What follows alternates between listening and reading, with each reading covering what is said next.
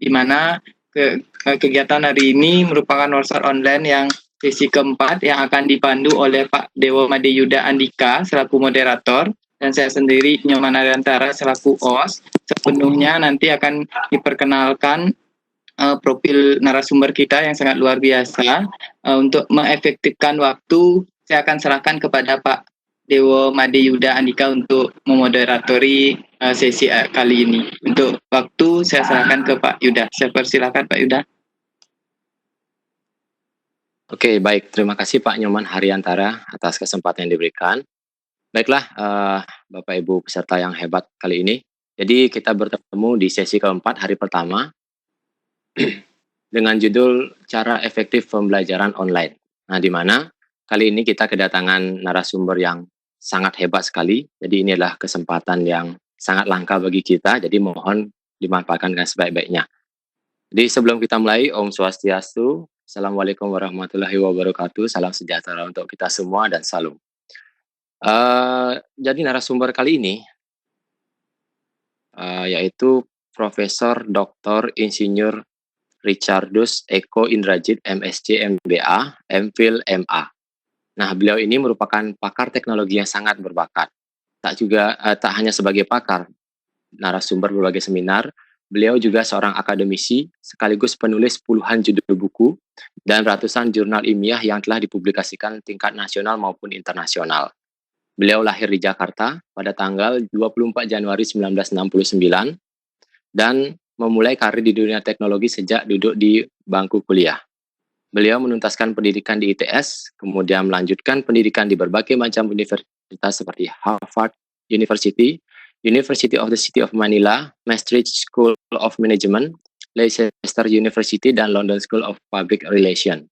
Beliau aktif sebagai Widya Iswara Lemhamnas, yang diikuti dengan berperan sebagai staf khusus bidang teknologi informasi, Sekretaris Jenderal Badan Pemeriksa Keuangan, staf khusus Balitbank Departemen Komunikasi dan Informatika, staf khusus bidang teknologi informasi Badan Narkotika Nasional, dan konsultan ahli Direktorat Teknologi Informasi dan unit khusus manajemen informasi Bank Indonesia. Nah, saat ini beliau ditunjuk untuk menakodai institusi pengawas internet Indonesia, yaitu Indonesia Security Incident Response Team on Internet Infrastructure, dan menjadi anggota aktif dari Badan Standar Nasional Pendidikan, Badan Nasional Sertifikasi Profesi, Dewan Riset Nasional, dan Dewan Pendidikan Tinggi. Beliau juga menjabat Direktur SLCC atau Smart Learning and Character Center of PBPGRI. Nah, kini beliau menjabat sebagai Presiden Association of Higher Learning Institution in Computing and Information Technology Studies, di mana beliau memimpin lebih dari 700 universitas dan 1.500 program studi di seluruh Indonesia, serta President of International Association of Software Architect. Oke, selamat pagi Pak Prof. Eko. Pagi. Apa kabar hari ini? Baik. Baik, ya. Terima kasih. Nah, untuk mempersingkat waktu, kami persilahkan kepada Pak Profesor Eko untuk memulai presentasinya. Silahkan Pak. Apakah presentasi saya sudah terlihat? Ya, belum Bapak. Bisa diulang share screen-nya Bapak. Sudah saya share, tapi sekarang di sharing screen-nya off ini. Saya nggak bisa share. Ya, saya pindahkan dulu. Oke, udah. Ya, siap. Baru. Tadi belum di enable. Bentar ya. Bagaimana sekarang? Oke. Siap. Sudah ya? Oke, baiklah. Selamat siang semua teman-teman saya di Bali, terutama para anggota PGRI Provinsi Bali. Pada hari ini saya berdua dengan Prof. Wardiman akan sharing ke bapak-bapak dan ibu-ibu sekalian.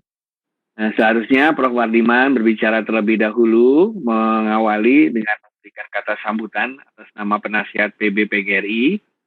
Sambil Prof. Wardiman melakukan koneksi, saya akan presentasi terlebih dahulu.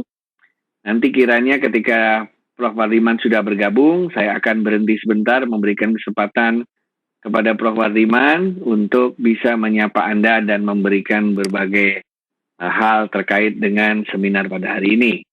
Ini hari keempat workshopnya. Saya memberi judul The Future is Now, ketika masa depan adalah sekarang. Kemarin saya memberikan ini dalam rapat koordinator virtual pertama PGRI se-Indonesia, yang kemudian saya tambahkan beberapa hal untuk keperluan kita sharing pada hari ini. Pertama, kenapa saya memberikan judul ini? Ada alasannya. Kenapa saya berikan judul The Future is Now, atau masa depan adalah sekarang. Bapak-bapak, ibu-ibu sekalian, selama kurang lebih 20 tahun belakangan ini, saya mencoba untuk mempromosikan bagaimana IT dipergunakan untuk pendidikan. Nah, apa yang terjadi dalam 20 tahun belakangan ini adalah bahwa selama saya keliling Indonesia, sebelum COVID terjadi, semua mengatakan begini, oh bagus sekali itu IT untuk pendidikan. Tapi itu untuk masa depan, belum pas untuk sekarang ini. Terus sebagian mengatakan, oh itu hanya pas di kota-kota besar, bukan di daerah terpencil. Kemudian ada yang mengatakan, bagus tapi investasinya harus dibicarakan dulu sama yayasan, sama sekolah, ya, harus sama pemilik, dan lain sebagainya. Sementara beberapa ahli pedagogi mengatakan, ya bagus tapi secara pedagogis kan kita harus tatap muka dan lain sebagainya. Sementara itu ada yang mengatakan bahwa guru-guru di Indonesia belum siap menghadapi IT untuk pendidikan, dan lain sebagainya. Nah, ternyata tiba-tiba kita mengalami musibah seperti adanya COVID-19 ini yang memaksa kita untuk tidak bisa lagi berkumpul secara fisik. Nah, terjadi disrupsi karena COVID-19. Akhirnya apa yang terjadi?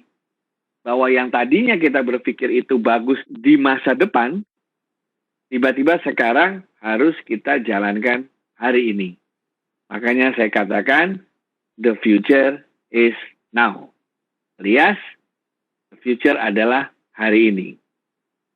Belajar jarak jauh dari rumah sudah menjadi satu-satunya cara yang harus diadopsi. Tidak ada cara lain, karena kita tidak bisa berkumpul secara fisik untuk sementara waktu. Nah, untuk bisa melakukan belajar jarak jauh, ada dua cara. Offline atau online. Kalau offline, seperti zaman dulu, kita mengirimkan modul-modul lewat pos dan lain sebagainya. Sementara mereka yang sudah memiliki terhubung dengan internet, terhubung dengan handphone, terhubung dengan WA, terhubung dengan jaringan-jaringan telekomunikasi, bisa memanfaatkan teknologi informasi dan komunikasi. Itu jalannya. Persis seperti yang kita lakukan sekarang ini. Nah, peserta didik milenial udah terbiasa. Anak-anak udah biasa karena selama ini mereka sudah biasa menggunakan teknologi. Sementara kita sebagai guru, sebagai dosen, harus bisa beradaptasi secara cepat. Tidak ada alasan lagi, tidak ada cara lain, karena kita sedang dalam kondisi krisis. Kuncinya adalah apa? Ada motivasi dari kita, dan ada kemampuan dari kita untuk melakukannya. Nah, tidak usah takut, caranya apa? Caranya kita belajar sambil melakukan. Learning by doing. Tidak sempat lagi pelatihan-pelatihan dulu.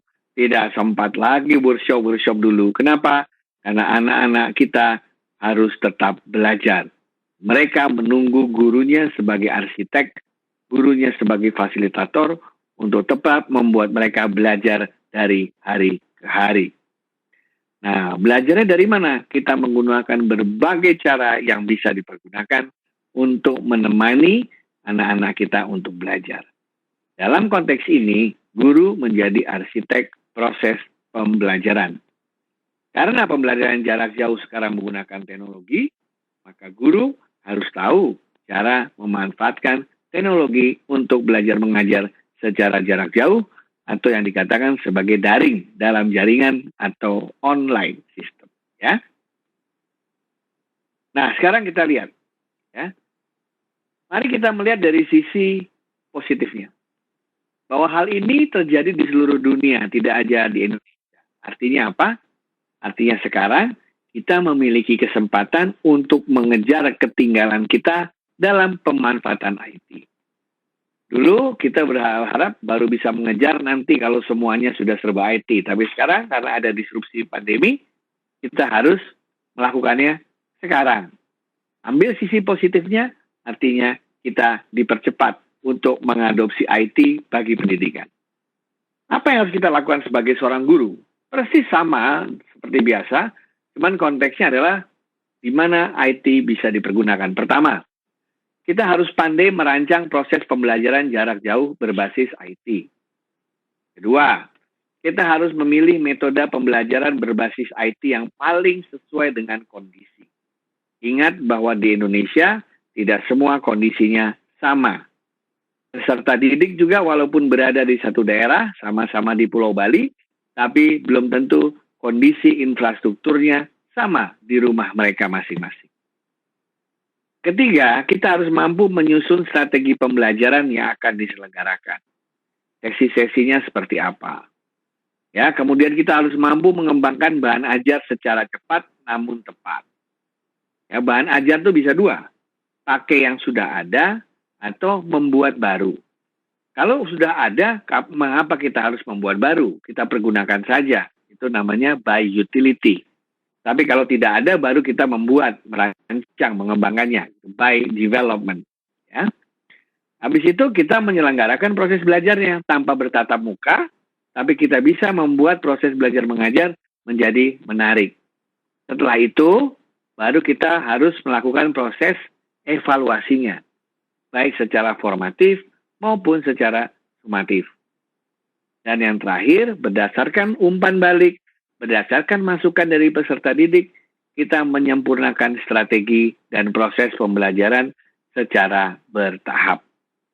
Nah, keseluruhan tugas di atas itu tidak bisa ditunggu, tapi harus menjadi bagian dari DNA-nya seorang guru. Oleh karena itu, saya senang sekali Bapak-bapak dan Ibu-ibu sekalian tergabung dalam workshop ini.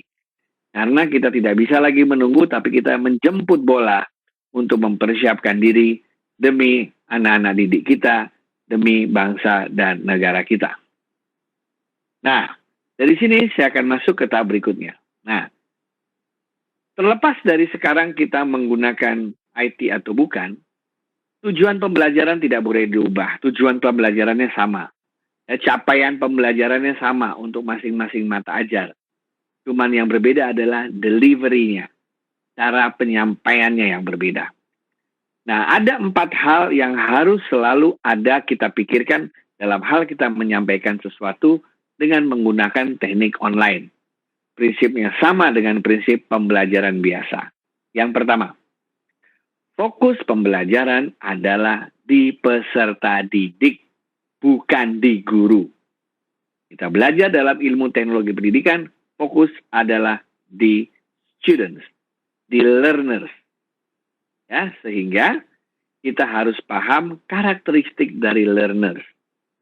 Tidak hanya karakteristik dalam hal literasi teknologi mereka, tapi kita harus paham juga kalau nanti semua menggunakan IT seperti sekarang ini, apakah mereka bisa mengaksesnya dari rumah mereka masing-masing dengan piranti teknologi yang mereka miliki, ya, dengan kemampuan literasi IT yang mereka ada. Nah, kita harus paham betul, ya, sehingga nanti teknologinya disesuaikan. Karena saya melihat di salah satu belahan di Indonesia ini ada yang gurunya luar biasa sekali karena keterbatasan mereka hanya bisa pakai WhatsApp. Akhirnya proses pembelajaran melalui WhatsApp karena tidak mungkin bertemu secara seperti kita melakukan video conference yang membutuhkan bandwidth cukup besar.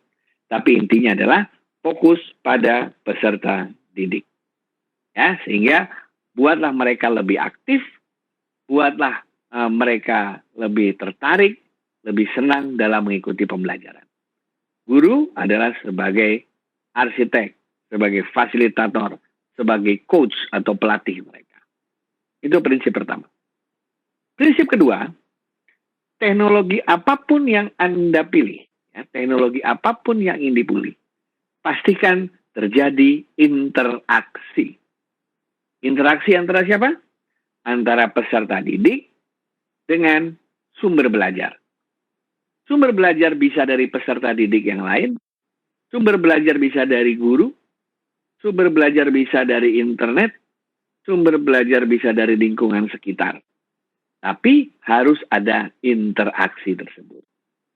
Nah, banyak saya lihat dalam kondisi online seperti ini, guru-guru mencari gampangnya saja, interaksi dihilangkan. Dikasih PR, kemudian ditinggal siswanya.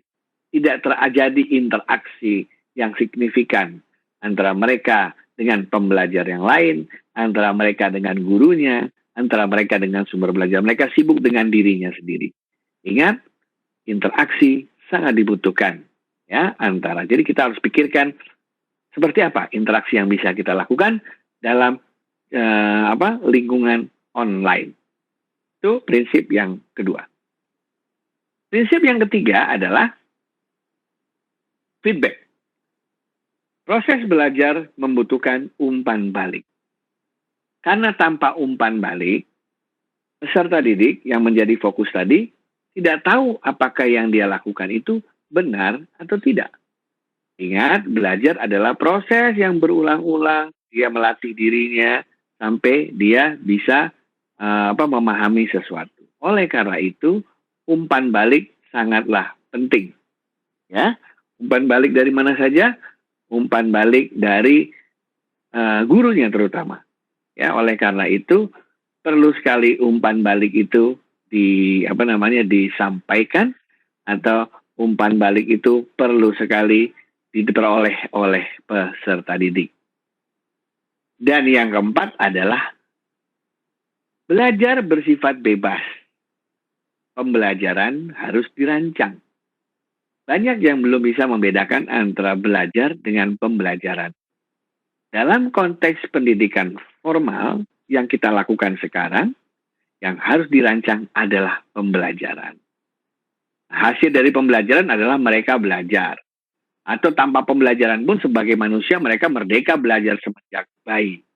Tetapi dalam konteks pendidikan formal, yang namanya pembelajaran harus ada rencananya, harus ada rancangannya. Sehingga kita setiap hari harus berpikir keras bagaimana caranya kita bisa merancang proses pembelajaran, sesi pembelajaran yang efektif dalam kondisi COVID-19. Jadi saya ulangi, tugas kita sekarang sebagai guru dalam kondisi seperti sekarang ini adalah menyelenggarakan sesi pembelajaran online yang sudah dirancang, di mana pusatnya ada pada siswa, prosesnya ada interaksi, ada umpan balik. Nah, itu semua harus dirancang dengan baik. Memang sulit, tapi tidak usah khawatir. Ingat tadi prinsip yang saya katakan, learning by doing. Kita menjalankan sambil belajar.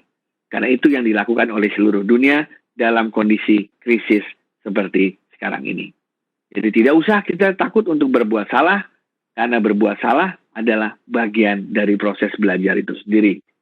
Dari proses kesalahan itu, kita mendapatkan umpan balik dan kita perbaiki apa yang kita lakukan. Nah, karena tadi pusatnya adalah di peserta didik, maka sekarang kita harus memahami karakteristik peserta didik. Apa itu karakteristiknya? Nah, karakteristik peserta didik ini kan, mereka ini adalah generasi milenial menuju sentennial. Generasi Z itu paling banyak ya. Nah, apa itu generasi Z? Bapak Ibu tahu sendiri kan, mereka orangnya sangat pandai menggunakan teknologi, sangat paham, sangat literate di situ. Tetapi mereka kadang-kadang sulit untuk diajak membaca. Ya. Cara membacanya tidak seperti zaman kita. Inginnya semua serba instan.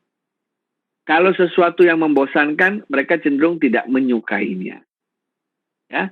Kemudian ciri khas mereka lagi adalah mereka senang berada dalam kondisi mengendalikan, bukan dikendalikan. Ya. Kemudian mereka juga senangannya sesuatu yang sifatnya edutainment. Ya. Mereka selalu terkoneksi dengan internet. Ya. Kemudian mereka itu kalau belajar itu lebih senang bertanya bersama teman-temannya, berkelompok dan lain sebagainya. Nah, memahami peserta didik ini sangat perlu. Kenapa? Karena kita selalu berpikir bahwa dari masa ke masa siswa itu sama, tidak. Cara mengajar masa lalu tepat untuk siswa masa lalu. Cara mengajar masa kini harus disesuaikan dengan karakteristik siswa saat ini atau masa kini juga. Oke? Nah, oleh karena itulah, maka di tahun, seingat saya di awal tahun 2012 ya. 2012, UNESCO sendiri mengeluarkan sebuah standar. Standar apa? Standar literasi guru untuk menjalankan proses pembelajaran yang didukung oleh IT. Nah, kalau Anda melihat presentasi di hadapan Anda, inilah 18, ya, 6 kali 3. 18 kompetensi yang harus dikuasai oleh seorang guru. Abad ke-21. Seluruh dunia belajar bersama, tidak usah khawatir. Ya. Dibagi 3 di situ. Ada namanya teknologi literasi, ada yang namanya knowledge deepening, ada yang namanya knowledge creation. Apa bedanya? Pertama, seorang guru harus bisa mempersiapkan agar peserta didiknya memiliki literasi teknologi. Bayangkan, kita diminta untuk mempersiapkan agar siswa-siswa kita memiliki literasi teknologi yang benar.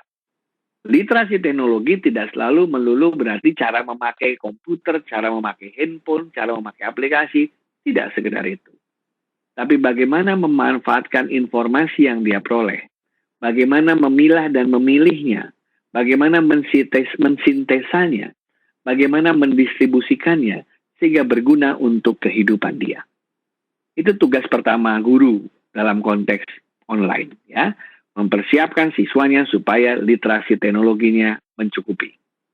Yang kedua, setelah siswanya pandai menggunakan teknologi, informasi yang diperoleh dari teknologi itu, komunikasi yang diperoleh melalui teknologi itu, harus bisa dipergunakan oleh siswa untuk mendalami ilmu pengetahuan yang ditekuninya. Bahasa Inggrisnya adalah knowledge deepening. Jadi mereka yang belajar biologi atau yang senang biologi bisa mendalami biologi dengan IT. Mereka yang senang ilmu-ilmu sosial bisa mendalami teknologi sesuai dengan ilmu sosial. Mereka yang senang matematika dengan teknologi bisa mendalami tersebut sesuai dengan bidang dan minat mereka. Jadi tidak sekedar tahu cara informasi teknologi, tapi menggunakan kemampuannya untuk bisa memperdalam ilmu mereka. Dan yang terakhir, yang namanya knowledge creation. Apa itu knowledge creation? Seperti yang berulang kali disampaikan oleh Mas Menteri, bahwa pada akhirnya kita harus mampu menjadi bangsa yang mandiri. Dan itu hanya akan terjadi apabila siswa-siswa didik kita kelak ketika nanti dia sudah tampil di dalam dunia pekerjaan, dia bisa menciptakan sesuatu. Bisa berinovasi. Itu namanya knowledge creation. Melalui creation knowledge, mereka bisa membuat produk, bisa membuat prototype, bisa membuat layanan, bisa membuat teknologi-teknologi baru, bisa membuat terobosan-terobosan baru dalam hidup, bisa menjawab berbagai pertanyaan-pertanyaan dan permasalahan hidup yang dihadapi. Jadi 3 hal itu yang harus dimiliki oleh guru zaman sekarang, yaitu kemampuan untuk membuat agar siswa kita memiliki teknologi literasi, knowledge deepening, dan knowledge creation. Caranya bagaimana? Di dalam UNESCO itu dikatakan seorang guru harus ahli di bidang 6 hal. Pertama, guru harus memahami posisi IT dalam pendidikan. 2, guru harus memahami bagaimana mengembangkan kurikulum dan evaluasi dengan memanfaatkan teknologi. 3, guru harus mampu menerapkan pedagogi, di mana di dalamnya melibatkan IT. 4, guru harus menguasai IT itu sendiri untuk menjalankan tugasnya sebagai seorang pendidik. 5, guru harus tahu persis bagaimana mengorganisasikan dan mengadministrasikan proses pembelajaran berbasis online. Dan yang terakhir, guru harus bisa mengembangkan dirinya terus-menerus tanpa henti dalam bentuk professional learning seperti pelatihan, seminar, workshop, lokakarya, dan lain sebagainya. Ya? Nah, oleh karena itulah maka PGRI membentuk sekarang yang namanya SLCC, Smart Learning and Character Center, di mana saya diberikan amanah untuk mengepalainya.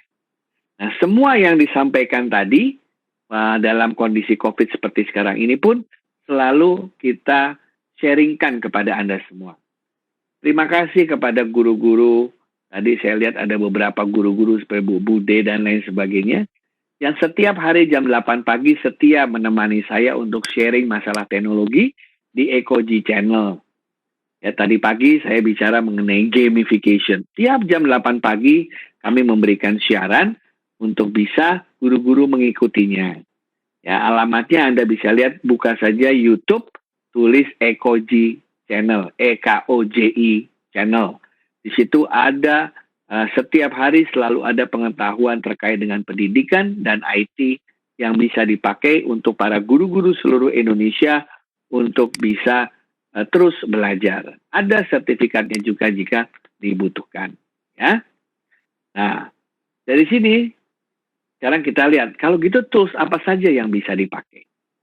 Nah, ada 4 tools besar. Ya, 4 tools besar yang paling tidak harus bisa dimanfaatkan oleh para guru dalam kondisi seperti sekarang ini.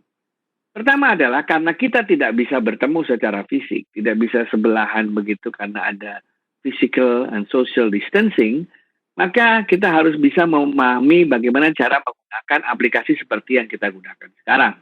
Sekarang kita menggunakan Webex, ya. Banyak yang versi seperti Webex, seperti misalnya Zoom, ya. Kita bisa pakai Google Meet, Hangout, atau bisa dipakai juga punyanya Microsoft. Kita bisa menggunakan punyanya Telkom, You Meet Me. Ya, bahkan kita juga bisa menggunakan dengan menggunakan WhatsApp. Ya, itu adalah cara-cara bertatap muka secara virtual. Kemudian di belakang layar ada yang namanya Learning Management System. Ya, Learning Management System ini dipergunakan untuk mengatur proses pembelajaran. Kapan kuisnya, kemudian bahannya disimpan di mana, nanti anak-anak siswa kalau ngumpulin tugas di mana, ya. Kalau ingin bertanya dengan gurunya gimana caranya, itu namanya Learning Management System. Yang banyak dipergunakan di Indonesia seperti Moodle, Edmodo, Google Classroom, Microsoft 365, Schoology, TCS Ion, OpenEDX, Rumah Belajar, itu bisa dipakai sebagai bagian dari Learning Management System, sistem manajemen pembelajaran secara online. Ya. Kemudian yang ketiga adalah masalah quiz online. Quiz online itu artinya adalah seperti Kahoot, Quizizz, Mentimeter, Prof, Google Form, ya, Moodle, Microsoft. Kenapa? Kita kan pasti tetap memberikan tugas, memberikan tes, memberikan ujian, ya, sebagai bagian dari evaluasi baik formatif maupun sumatif. Oleh karena itu, Anda harus memiliki kemampuan juga menggunakan kuis-kuis online ini. Hampir semuanya sekarang digratiskan selama pandemi. Jadi kita manfaatkan kesempatan itu, ya. Kita menggunakan Zoom, Webex, ini kan gratis semua. Demikian juga Kahoot, Quizizz, itu semua gratis Anda bisa pergunakan. Ya. Kemudian yang terakhir adalah sumber belajar. Sumber belajar dari mana? Paling banyak kan sekarang semua melihat dari Google. Ya, ambil dari Google. Kalau yang animasi simulasi, ambillah dari YouTube. Bisa juga diambil dari MOOC, ya, dari IDS, Coursera, Udemy, Udacity, dan lain sebagainya. Atau dari Pustekom yang selama ini sudah membuat banyak sekali modul-modul pembelajaran. Nah, 4 hal ini paling tidak harus bisa dilakukan oleh guru zaman sekarang.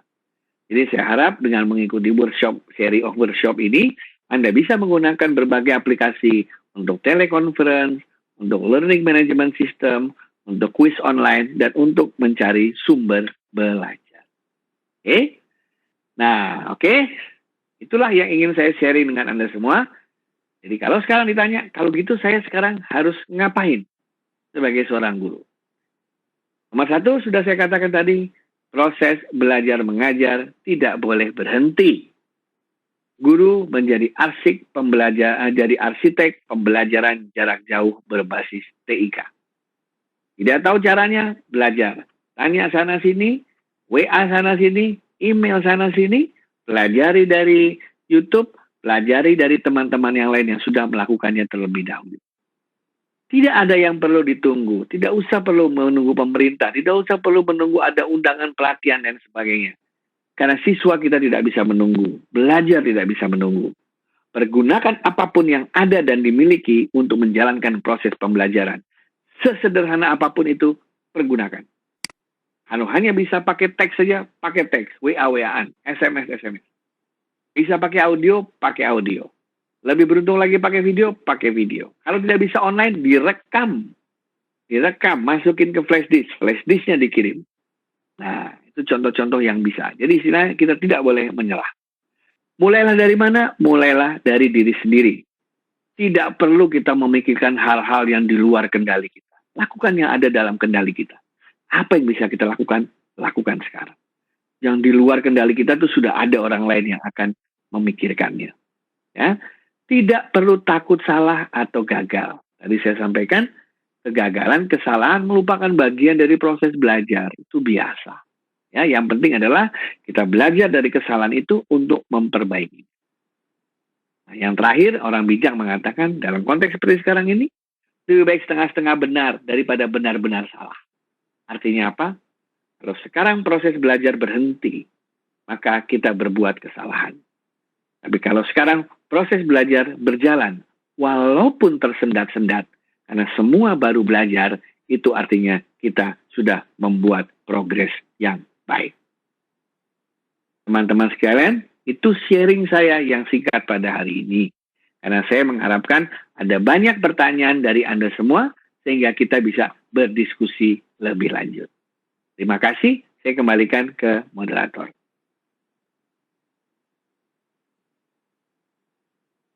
Oke, baiklah. Terima kasih Prof. Eko. Jadi materi yang sangat bagus sekali. Tadi judulnya The Future is Now. Jadi apa yang selama ini kita akan lakukan di masa depan itu sudah bisa dan harus kita lakukan sekarang. Oke, jadi sekarang kita bisa masuk ke sesi tanya jawab, di mana di sini sudah ada pertanyaan yang diajukan. Saya cek dulu. Ya, boleh. Dari yang pertama dari Pak Kadek Mulyarsa. Pak Kadek Mulyarsa mau on mic atau mau dibacakan pertanyaannya, Pak Kadek? Bebas, saya ikut aja. Oke. Coba Pak Nyoman sebagai host coba diaktifkan mic-nya Pak Kadek Mulyarsa. Mungkin. Ya, siap.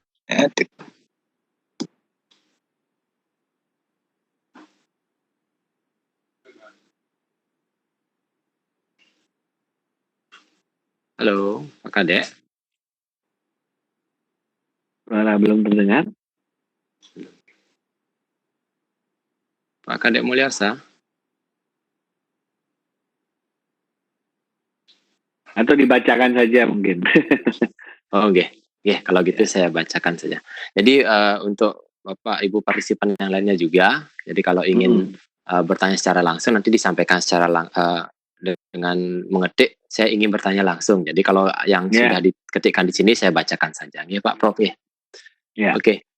Pertanyaan dari Pak Kadek Mulyarsa ini, sekolah saya berada di pedalaman Nusa Penida, di mana beberapa anak masih belum memiliki piranti teknologi seperti handphone atau laptop, di mana efek COVID-19 ini kita dituntut untuk belajar secara daring. Nah, bagaimana cara mengatasi hal ini sehingga bisa berinteraksi dan memberikan umpan balik? Terima kasih. Ya, silakan. Ya, terima kasih. Seperti yang saya sampaikan tadi, Pak, banyak hal yang seperti Bapak alami itu dialami juga teman-teman yang lain. Malah saya balik bertanya dengan mereka, apa yang Anda coba lakukan?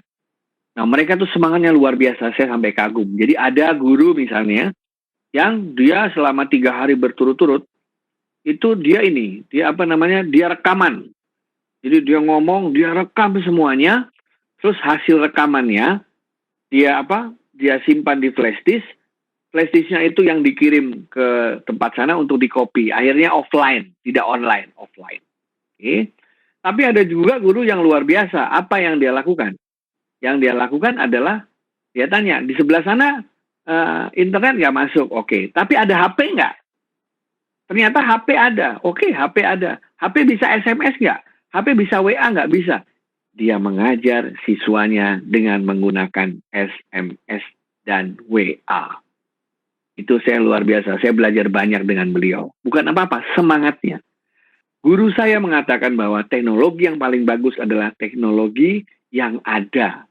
Adanya apa, itu yang dipakai. Yang sulit adalah mereka yang HP saja tidak tersentuh. Yang HP saja tidak tersentuh. Maksudnya sinyal aja tidak ada. Walaupun kalau kita tanya ke Kominfo, hampir semua sudah bisa punya handphone. Hampir semua sudah dering. Desa-desa katanya sudah berdering semua. Ya pakailah telekomunikasi yang ada. Kalau bisa pakai SMS, pakai SMS. Dulu pertama kali Twitter keluar, Bapak Ibu sekalian, ada yang ada yang saya ingat waktu itu yang lagi jadi tren waktu itu yang namanya cool tweet. Mungkin Bapak Ibu masih ingat. Kuliah Twitter. Twitter itu kan cuma bisa 144 huruf tuh. Dia bikin kuliah Twitter. Per kalimat dikasih tahu ke siswanya. Per kalimat. Siswanya juga boleh bertanya per kalimat. Intinya cuma satu. Belajar tidak bisa berhenti. Kalau daring tidak bisa dilakukan dalam jaringan tidak online, lakukan secara offline. Lakukan secara offline. Kirim buku, kirim catatan, gitu ya. Silahkan lakukan secara offline. Ya, jadi kalau nggak bisa, jangan lalu kita diem saja. Cari cara. Karena itulah yang membedakan antara DNA seorang guru, gitu ya. DNA guru itu adalah dia selalu haus gimana caranya siswa saya bisa belajar. Dia cari apapun alat, apapun cara untuk yang bersangkutan bisa mendapatkan sesuatu. Saya yakin ya, bahwa di Indonesia ini rata-rata sudah bisa terhubung dengan handphone, karena paling tidak itulah yang disampaikan oleh Kominfo, yang disampaikan oleh pemerintah, bahwa kita sudah bisa cukup mendapatkan sinyal sampai tempat-tempat yang terpencil sekalipun. Atau kalau masih tidak dapat handphone juga, ya itu tadi, kita menggunakan cara tradisional. Masih ingat dulu, Universitas Terbuka zaman dulu, apa yang mereka kirim? Modul. Apa yang mereka kirim? Lewat pos mereka kirim itu semua. Jadi intinya sekarang dibalik. Ya, kita tanya kepada diri kita sendiri. Kalau kita sebagai guru sekarang tidak boleh ketemu siswa, sementara siswa harus tetap belajar apa yang kita lakukan. Karena cinta kita kepada siswa, kita yakin bahwa apapun akan kita lakukan untuk bisa membuat siswa saya belajar. Itu dari saya. Ini pertanyaannya banyak ini Pak di sini Pak. Tak baca satu-satu ya. Terima kasih Pak Prof Eko. Nah, jadi seperti itu Pak Kadek. Jadi sekarang yang mana lagi nih? Tanyakan masing-masing ke guru sendiri ya. Maunya apa yang akan dilakukan seperti itu. Harus ya, kita cari. Betul. Tapi itu tadi ya, kalau nggak bisa daring, offline. Betul. Jadi kami di PGRI pun menyediakan yang offline. Jadi bahan-bahan itu kita taruh di flash disk atau taruh di CD, itu yang kita kirimkan ke tempat lain. Itu saya belajar dari guru-guru yang ada gitu. Istilahnya jangan kita menyerah, cari cara. Oke. Jadi bisa seperti itu. Jadi bisa SMS dan atau kalau memang terpaksa pakai modul bisa dikirim lewat pos juga seperti itu Pak Prof. Kirim lewat pos ya. Siap. Berarti ini dari Pak Kadek Mulyarsa sepertinya sudah puas dengan jawabannya. Kita lanjut lagi pertanyaan selanjutnya. Nah, di sini ada dari Bu Yeti. Nah, Bu Yeti izin bertanya, benarkah aplikasi Zoom itu kurang aman?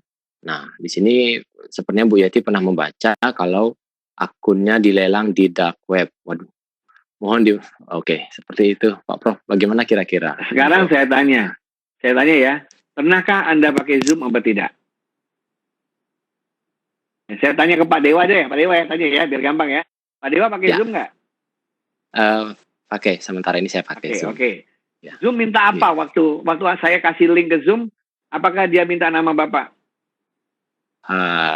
Dia hanya untuk pakai kode saja. Jadi dikirimkan kode, nanti kita. Berarti Bapak tidak memberikan apapun nama Bapak kan? Tidak. Hanya mendaftar saja. Nah, kenapa khawatir? Ya.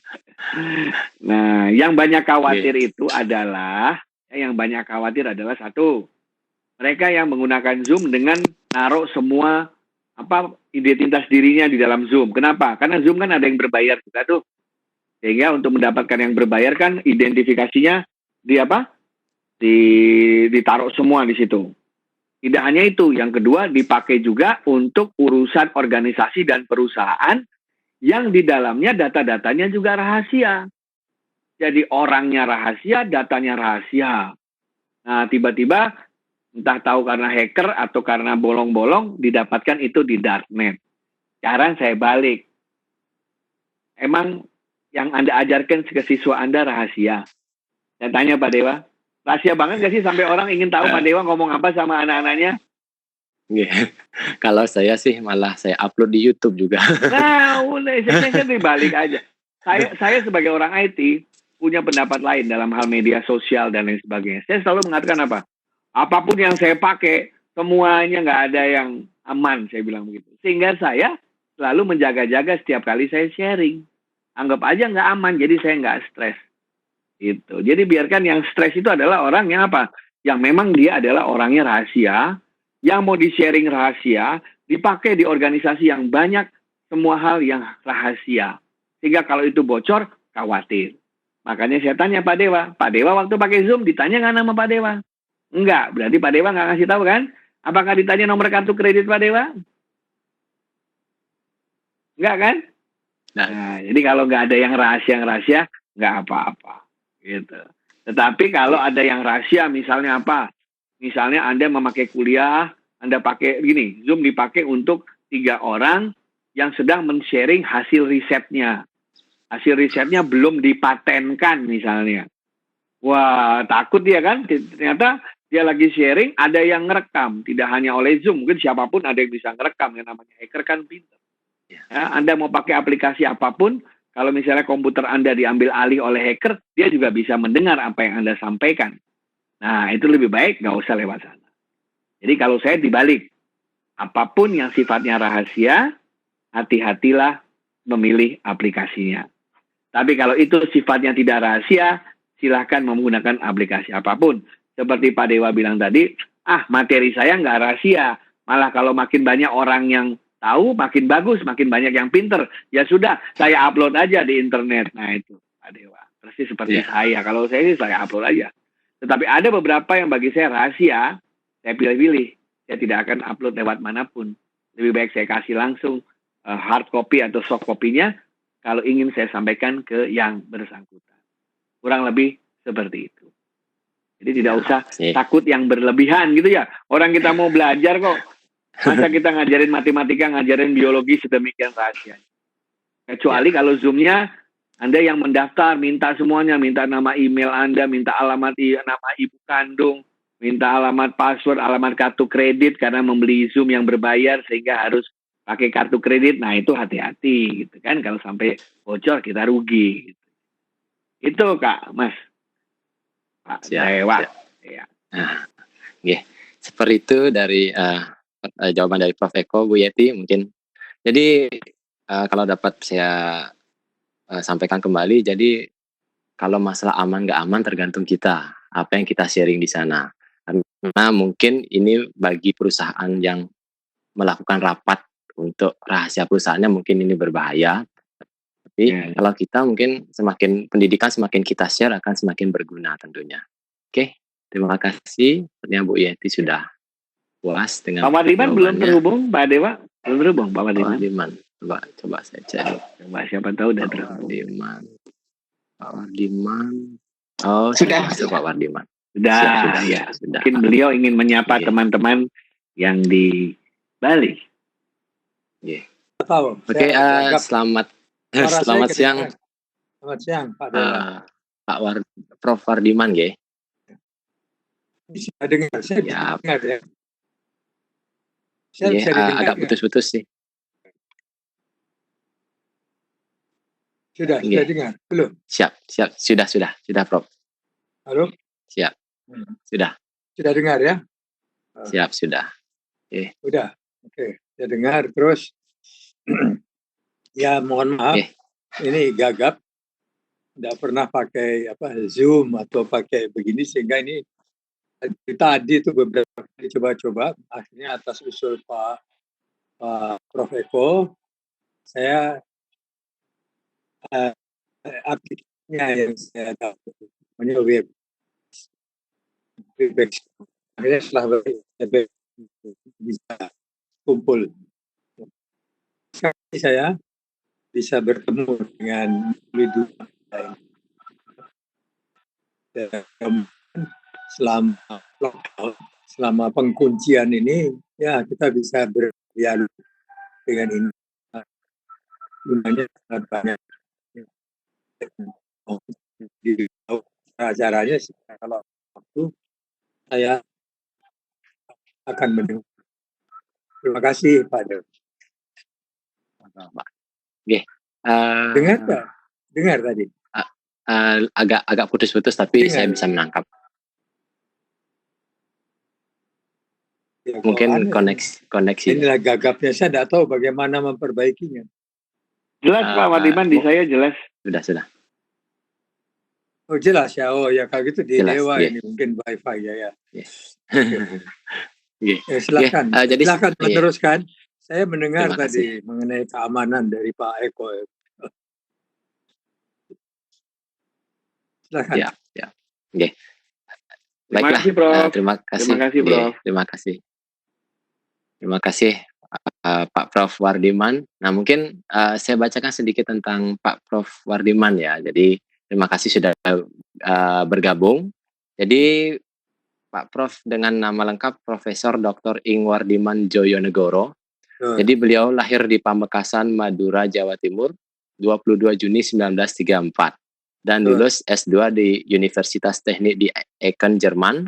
Dan S3 Jerman. Universitas Teknik di Delft, Belanda. Karirnya dimulai dari Pemprov DKI Jakarta yang membawa menjadi asisten Menteri Bidang Perencanaan di Kantor Menteri Negara Riset dan Teknologi.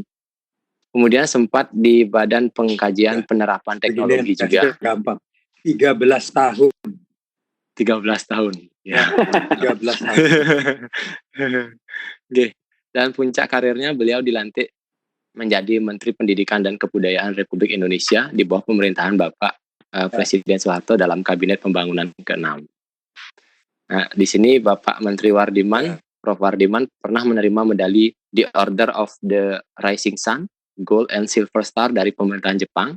Itu dan sekarang menghabis dari Jepang. Dari Jepang ya salah zaman dulu itu negara-negara memberi penghargaan.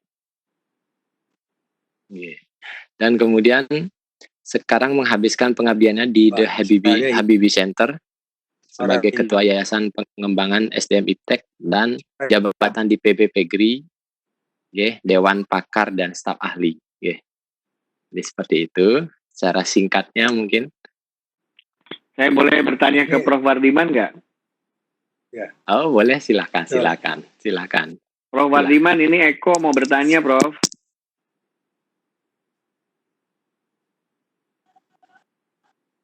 Ini wifi mungkin nggak benar ya, putus-putus. Prof. Wardiman. Ya. Prof. Wardiman, ini Eko. Iya, saya. Obatnya awet muda apa, Prof. Wardiman? Ya, suka makanan. Itu.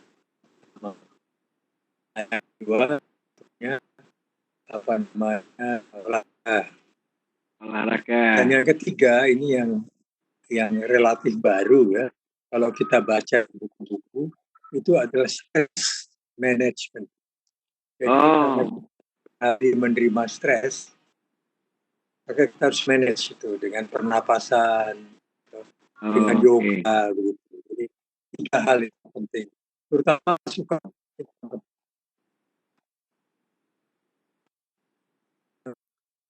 Ini suaranya hilang lagi. Suaranya hilang. Ya, muncul hilang, Prof. Iya ini. Kalau saya lihat di sini ada bunderan di Pak Dewa sama Pak Eko, berarti wifi-nya nggak jalan. Ya. Ini apa bunderan ini ya, looping gitu ya? Looping ya. Jadi di Pak Eko. Ya, Prof, terima kasih. Terdengar jelas kalau di saya. Boleh. Ya. Lah. Monggo Pak Dewa. Saya jawab pertanyaan berikut Pak Dewa. Pertanyaan berikut. Saya lanjutkan. Pertanyaan selanjutnya. Jadi dari Bapak nengah suratnya. Nah ini Bapak nengah suratnya mau bertanya langsung katanya. Di Pak Nyoman, saya dibantu untuk mengaktifkan mic. Oh, linknya ya. Harus diatur ya. Gitu ya. Ya Pak. Iya. Pak nengah suratnya, mungkin bisa diaktifkan mic-nya. Halo Pak Nyoman. Belum. Pak Nyoman. Di sini. Putus Pak Yuda, mohon maaf. Suaranya tidak masuk tadi. Jaringan internet saya mungkin. Ya. Pak nengah suratnya. Nengah suratnya. Bisa diaktifkan mic. Siap. Nengah suratnya. Oke. Pak, belum dengar ya. Nengah suratnya. Ini nengah suratnya ya, DRA ya Pak. Ya. Ya, nengah suratnya. Nengah.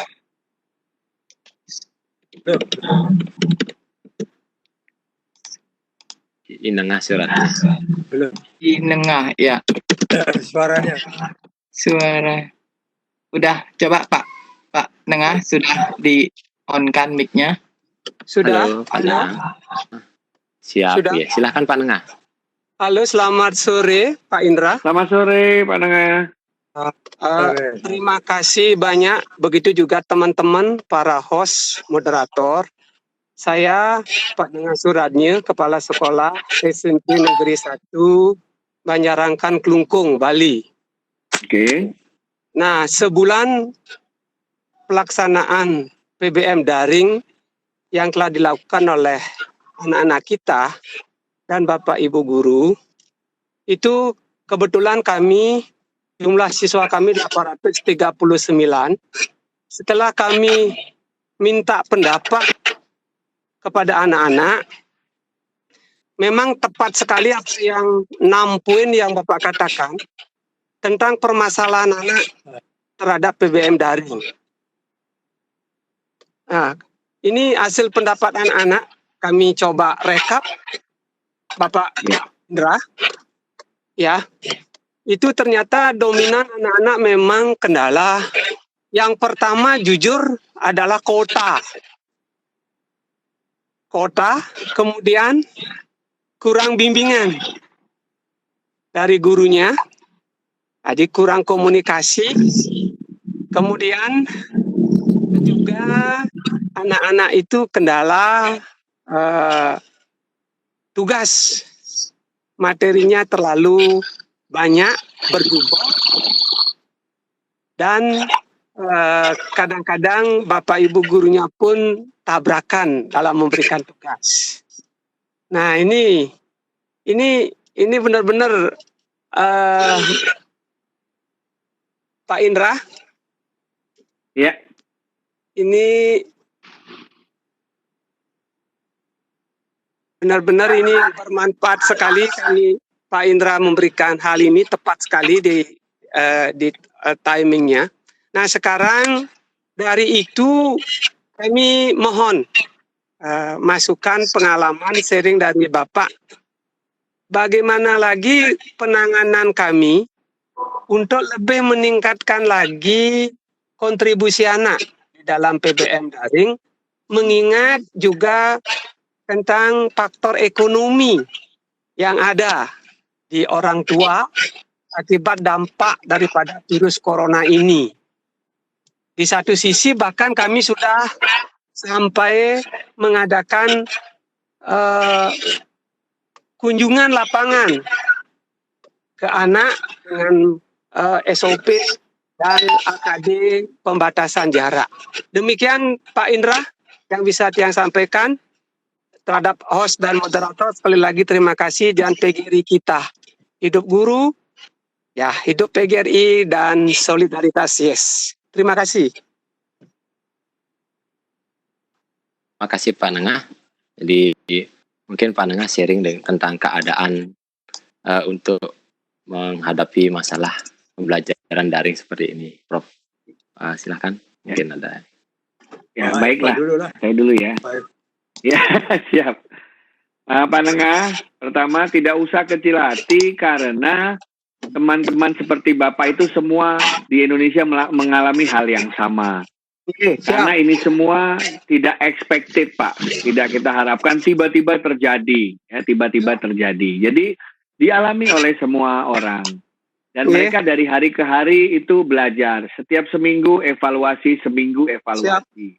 Ya. Ya. Saya pernah mengatakan begini pada suatu ketika di seminar PGRI, Pak, bahwa guru itu 50% tugasnya selesai ketika dia bisa membuat siswanya tergila-gila belajar. Ya. Betul, Pak ya? Siap. Ketika siswanya tertarik dengan topik bahasan, dia belajar sendiri dan dia bergembira. Tanpa dikasih tugas, tanpa dikasih apa-apa, dia bergembira. Nah, saya belajar juga saya punya anak 4, Pak. 4 itu sekolahnya beda-beda semua. Saya lihat bagaimana gurunya itu memberikan tugas yang berbeda-beda, ya. Dari hari ke hari makin lama makin baik. Benar yang Bapak sampaikan, kebanyakan guru itu hanya melihat dari sisinya dia, bukan melihat dari peserta didiknya. Jadi setiap guru ngasih tugas, akhirnya siswanya itu dapat tugas semua. Iya. Betul kan ya? Benar, Pak. Jadi sekarang kita balik. Mari kita melihat dari sisi sang anak.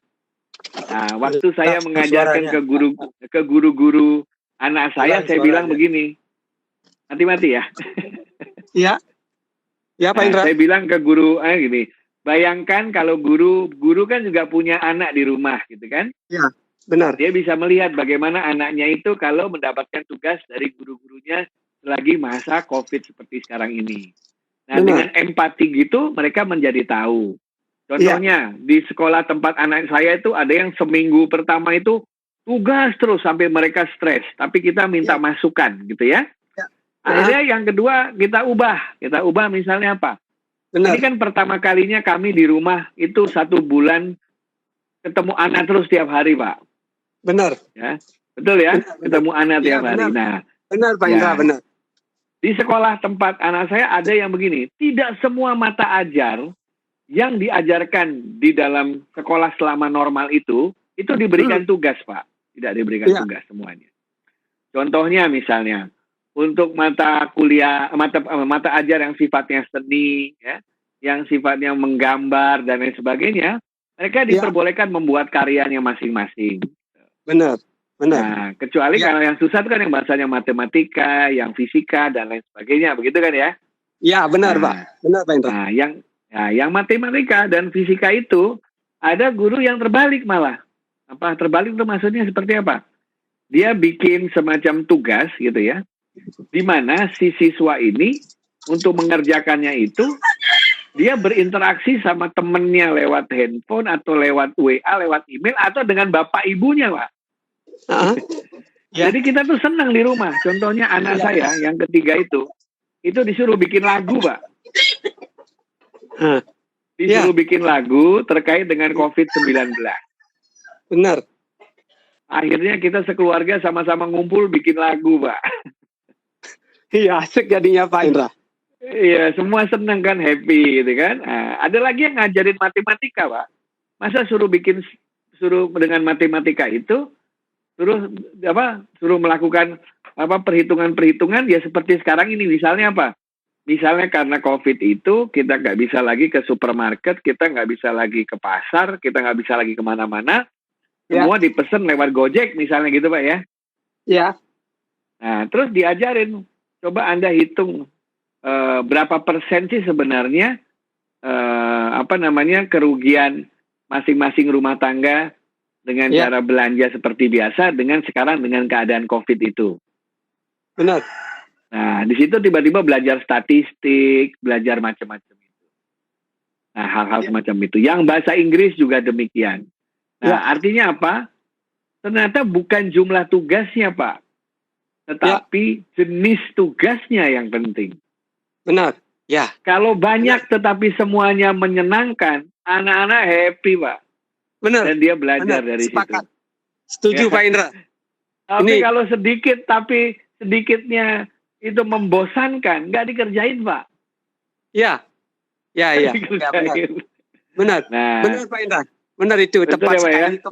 Kemarin kami sampai 3 kali mengeluarkan kebijakan PBM daring, Pak Indra. Benar ini, Ya. serius. Terus kami Ya. evaluasi setiap minggu, karena itu laporannya ada laporan harian dan laporan mingguan. Ada individu guru dan ada wali.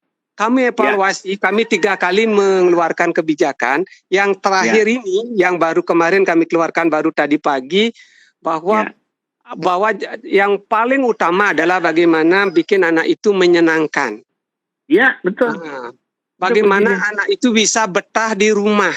Apapun bisa dilakukan, apapun bisa dia beraktivitas, asalkan betul-betul anak itu menikmati dia tentang proses tersebut, sehingga anak-anak itu tidak dia keluar rumah atau keluyuran. Betul. Dan ternyata Pak. itu, Betul. dan ternyata Pak Indra ada signifikan pengaruh. Pengaruhnya pertama, keikutsertaan anak banyak, semakin banyak. Kedua, justru dengan diberikan dia merdeka belajar yang terpantau, kreativitas anak bertambah, Pak Indra. Betul. Satu, dia bisa lagian membuat penggunaan IT, seperti dia kesadaran sendiri membuat video mini yang durasi 1-2 menit. 2, literatnya dia bertambah, artinya dia berani mengeluarkan pendapat. Ketiga, membuat kreativitas, Pak. Misalnya dia pembibitan, menanam pohon, kemudian dia membuat kreasi gerak tari, seni. Betul, Pak. Betul sekali. Kemudian yang kemarin lagi, Pak, anak itu membuat menu masakan. Nah, ternyata setelah dia diberikan tidak menukik kepada isi konten, justru anak-anak itu lebih berkembang, Pak Indra. Ini pengalaman kami selama sebulan kami lakukan evaluasi secara menyeluruh dengan teman-teman, Pak Indra. Ya. Bahkan ada satu guru yang dia eksperimen begini, Pak. Biasanya kan misalnya begini, Pak. Ada guru mau mengajarkan mengenai magnet, Pak, ya. Betul, ya? Benar. Fisika misalnya. Kan selama ini kita datang ke sekolah, guru menjelaskan magnet, terus kita catat gitu, Pak, ya. Benar. Ini ada guru dia balik, Pak. Dia bilang begini, coba bikin video mini, menjelaskan ke ibu, apa sih magnet itu? Luar biasa, Pak, hasilnya, Pak. Itu sama berarti, Pak, ya. Ini sama. Ya. Dan terakhir itu kan gayung bersambut, Pak. Ada permintaan dari Kesehatan Nasional disuruh membuat di YouTube.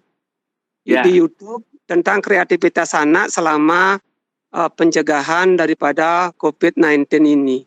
Ternyata kan responnya itu luar biasa, Pak, anak-anak. Itu makin dia punya kreativitas. Jadinya apa yang Pak Indra, saya terima kasih banyak. Ternyata link dengan yang kami lakukan selama ini di sekolah kami, Pak. Betul-betul ini bagus, menambah wawasan bendahara kami untuk mungkin kapanpun ini belum bisa ditentukan wabah ini, anak-anak akan masih stay at home. Nah, untuk itulah dengan berbagai aneka dan latar belakang ekonomi anak, seperti yang Pak katakan tepat, kami sangat setuju. Kitalah yang berinovasi, kitalah yang tahu sebagai desain pembelajarannya apa yang mau kita berikan. Benar, Pak, kami serius mengawal ini sampai kami Terima kasih, Pak. turun ke bawah untuk mengawal dari anjuran pemerintah. Dan Pak Indra, selamat, kami salut. Terima kasih, sukses, Pak. Jangan lupa sharing ke teman-teman yang lain pengalaman Bapak, biar banyak yang belajar dari Bapak. Siap, Bapak, terima kasih, sampai jumpa nanti, Pak, bisa tatap muka langsung nanti. Terima kasih, Pak, terima kasih. Terima kasih, Pak. Terima kasih para moderator yang hebat juga. Terima kasih Pak Nengah suratnya ya. Oke, mungkin ada tambahan dari Prof. Wardiman mungkin kami persilahkan.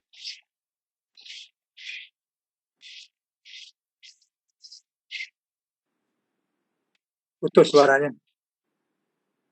Halo Pak. Jelas, Prof. Ya, ampun, sudah masuk Pak. Sudah jelas lagi ya. Nah, jadi, jelas, Prof. Udah lebih bagus, Prof. Pak Nengah. Ya, Jadi, siap, Pak Prof. Ini jangan lupa para hadirin, ini keadaan baru, sesuatu yang gawat karena pemerintah memutuskan pengkuncian, lockdown. Nah, tetapi sekolah harus terus, pendidikan harus jalan terus. Kalau tidak nanti kita tertinggal. Oleh karena itu, daring ini dengan memakai internet itu sungguh bagus sekali. Sungguh inisiatif dari Pak Dewa ini bagus sekali. Mudah-mudahan PGRI seluruh Indonesia melaksanakan ini. Agar murid-murid kita, siswa kita tidak tertinggal. Ya. Tetapi di samping itu, ini hal yang baru. Jadi kita harus mencari pengalaman, mengumpulkan pengalaman, mengumpulkan hasil evaluasi, bagaimana sistem pembelajaran online ini menjadi efektif, menjadi berhasil. Iya. Ya. Tadi sudah disebut oleh Pak Nengah beberapa hal.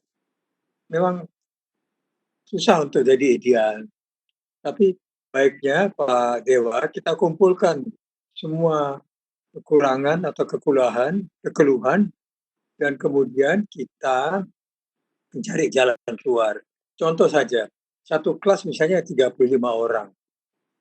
Ya. Apa kita tahu pasti dalam online ini 35 pada mendengar? Bagaimana mengumpulkan mereka sebelumnya, misalnya. Yang kedua adalah tadi disebut bahwa bagaimana kalau kontennya terlalu banyak. Ya. Ya, jika baik, maka tentu para siswa itu akan senang. Dan berapapun konten mereka akan terima. Nah, inilah pengalaman yang bagus. Bagaimana dengan sistem daring ini kita tetap mengajar sehingga menarik bagi siswa itu. Untuk ini tolong Pak Dewa nanti kumpulkan pengalaman. Siap. Dan itu pun hanya harus bisa, harus efektif kalau ada evaluasi. Siapa yang ada di depan murid mengevaluasi? Kan murid tidak kelihatan, bisa saja dia matikan handphone. Iya. Jadi bagaimana kita mengevaluasi? Nah, kemudian tentunya tadi disebut yang bagus sekali, ada beberapa siswa yang sangat inisiatif, sangat kreatif. Itu bagus. Nah, bagaimana misalnya dari 35 orang satu kelas, yang kreatif 10. Bagaimana hasil kreatifnya itu bisa disebarkan ke yang 35. Ya. Jadi kesimpulan saya adalah ini barang baru. Senang sekali bahwa banyak yang berpartisipasi, tapi tolong kita masih harus menyempurnakannya, mengadaptasinya. Untuk itu diperlukan hasil evaluasi dari para pengajar, pendidik, untuk nanti mengumpulkan apa yang bisa kita perbaiki untuk selanjutnya. Nah, nanti Pak Eko itu yang bisa mengkoordinasi Pak Eko ya. Bagaimana evaluasi itu memperbaiki pelaksanaan. Itu dari saya. Siap, Prof. Terima kasih, Prof. Terima kasih Pak Prof. Wardiman atas penguatannya lagi. Siap. Oke, terima kasih Pak Prof. Wardiman. Jadi dari Pak Prof. Eko tadi sudah menyampaikan juga, dan Prof. Wardiman juga sudah menyampaikan. Jadi tetap dilanjutkan dengan evaluasi. Jadi dari masalah apapun yang ditemukan, kemudian kita cari solusi, kita kumpulkan semua, lalu tetap kita adakan evaluasi untuk menuju penyempurnaan yang mana sih yang paling sesuai kita gunakan nanti. Seperti itu mungkin Prof. Oke, terima kasih Pak Nengah juga sudah sharing tentang pengalamannya. Jadi mungkin dapat memperkaya solusi yang bisa digunakan untuk teman-teman sekalian semuanya. Oke, baik, terima kasih. Kita lanjutkan dulu. Di sini ada Pak Putu Tirta ingin berbicara langsung. Mungkin Pak Nyoman mungkin bisa dibantu. Ya. Pak Putu Tirta, okay. Ya, siap dulu, Pak. Oke, Pak Putu Tirta. Pak Jadi, Putu Tirta ya. Okay. Sudah di on mic kan, Pak? Siap. Silakan Pak Putu Tirta. Silakan. Selamat siang Pak Putu Tirta. Halo, Pak Putu Tirta. Udah di on mic-nya, beliau udah on, Pak. Pak Putu. Oh, udah. Pak Putu Tirta. Tadi sempat on tapi di mute lagi. Pak Putu Tirta. Silakan Pak Putu Tirta.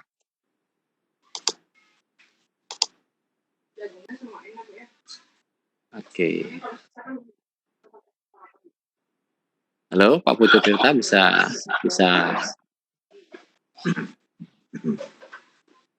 mendengar suara saya mungkin? Ya, Pak Putu Tirta silakan Pak. Mic-nya sudah on nih, silakan.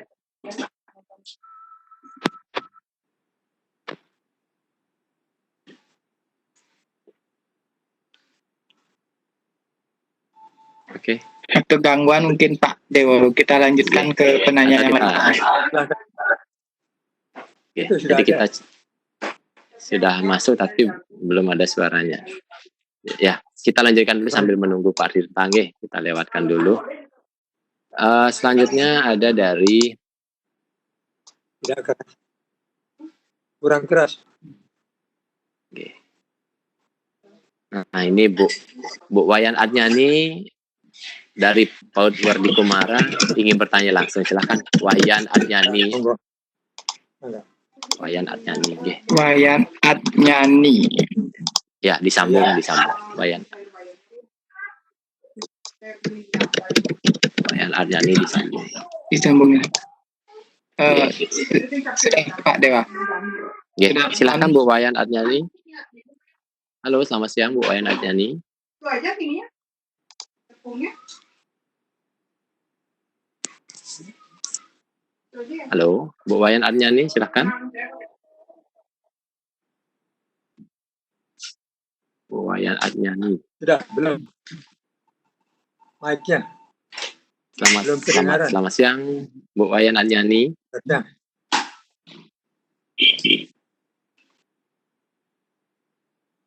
Oke. Halo, Bu Wayan Adnyani, silakan. Oke, jadi sambil menunggu, mungkin saya bacakan saja. Ada pertanyaan. Silakan. Oke, jadi di sini dari Ibu Agung Istri, ya. Jadi sekedar berbagi sangat luar biasa. Di sini Bu Agung Istri ingin bertanya untuk menyusun media pembelajaran yang untuk pemula dan mudah diakses peserta didik seperti NAPI. Seperti apa? Seperti itu kan. Jadi Bu Agung Istri menanyakan yang untuk pemula, media pembelajaran seperti apa kira-kira yang mudah untuk dilaksanakan. Silakan Pak Prof. Oke. Kalau untuk pemula, itu usul saya kita menggunakan saja yang sudah ada, ya. Menggunakan yang sudah ada.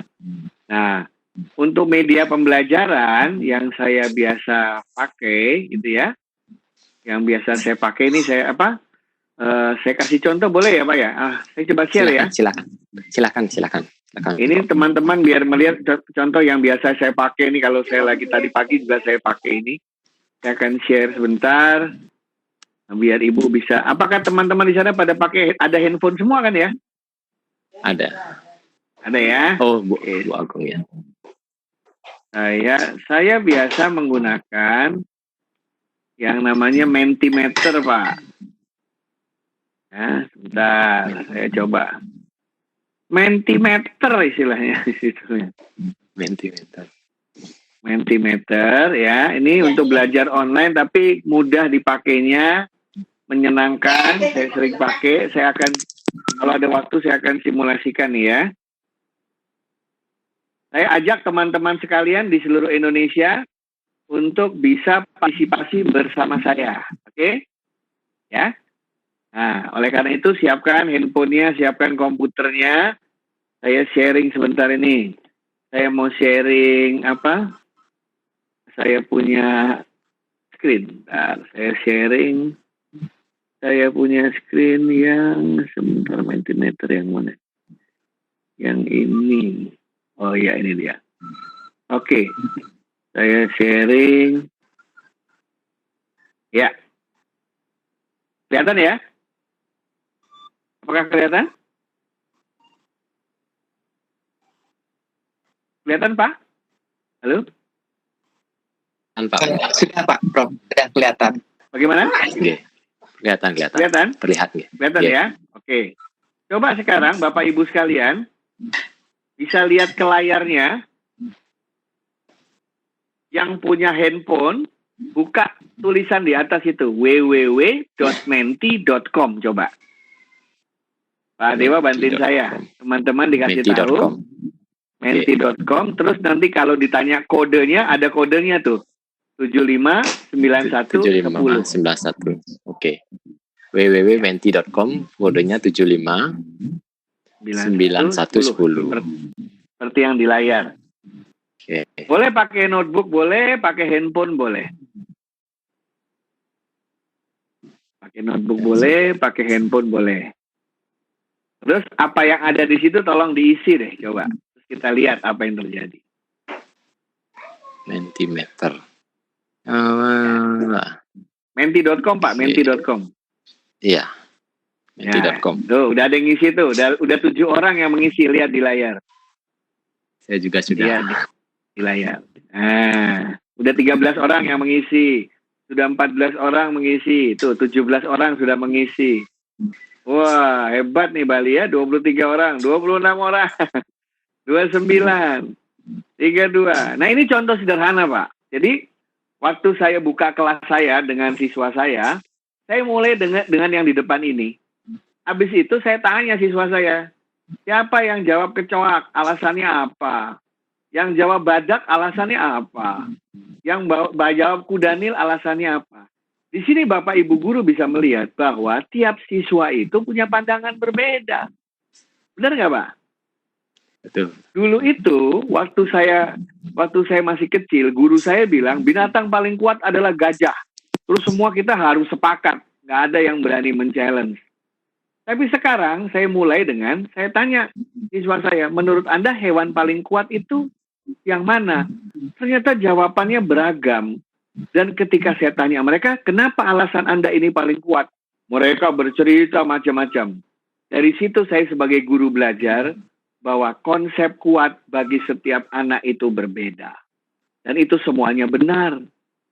Ada yang mengatakan kuat dilihat dari tubuhnya. Ada yang melihat kuat dilihat dari usianya. Ada yang mengatakan kuat dilihat dari posturnya. Ada yang kuat dilihat dari elemen anatominya. Ada yang kuat dilihat dari kekuatan kulitnya dan lain sebagainya. Nah, ini yang saya kasih lihat ini Mentimeter. Ini free, Pak. Free, gratis, murah, bisa langsung dipakai. Ya. Ini udah 65 orang yang jawab. Jangan dilepas dulu. Perhatikan handphone Anda, perhatikan notebook Anda. Sekarang berubah pertanyaannya. Ya, tolong dijawab pertanyaan ini.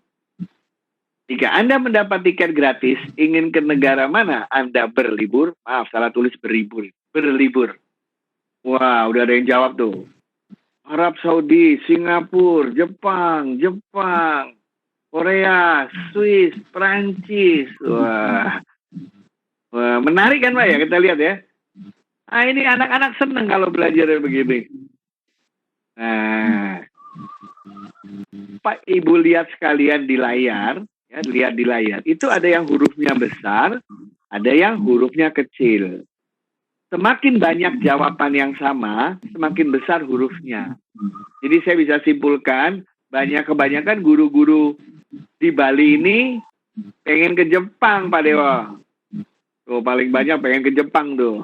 Nomor 2 pengen ke Singapura sama Korea. Oke.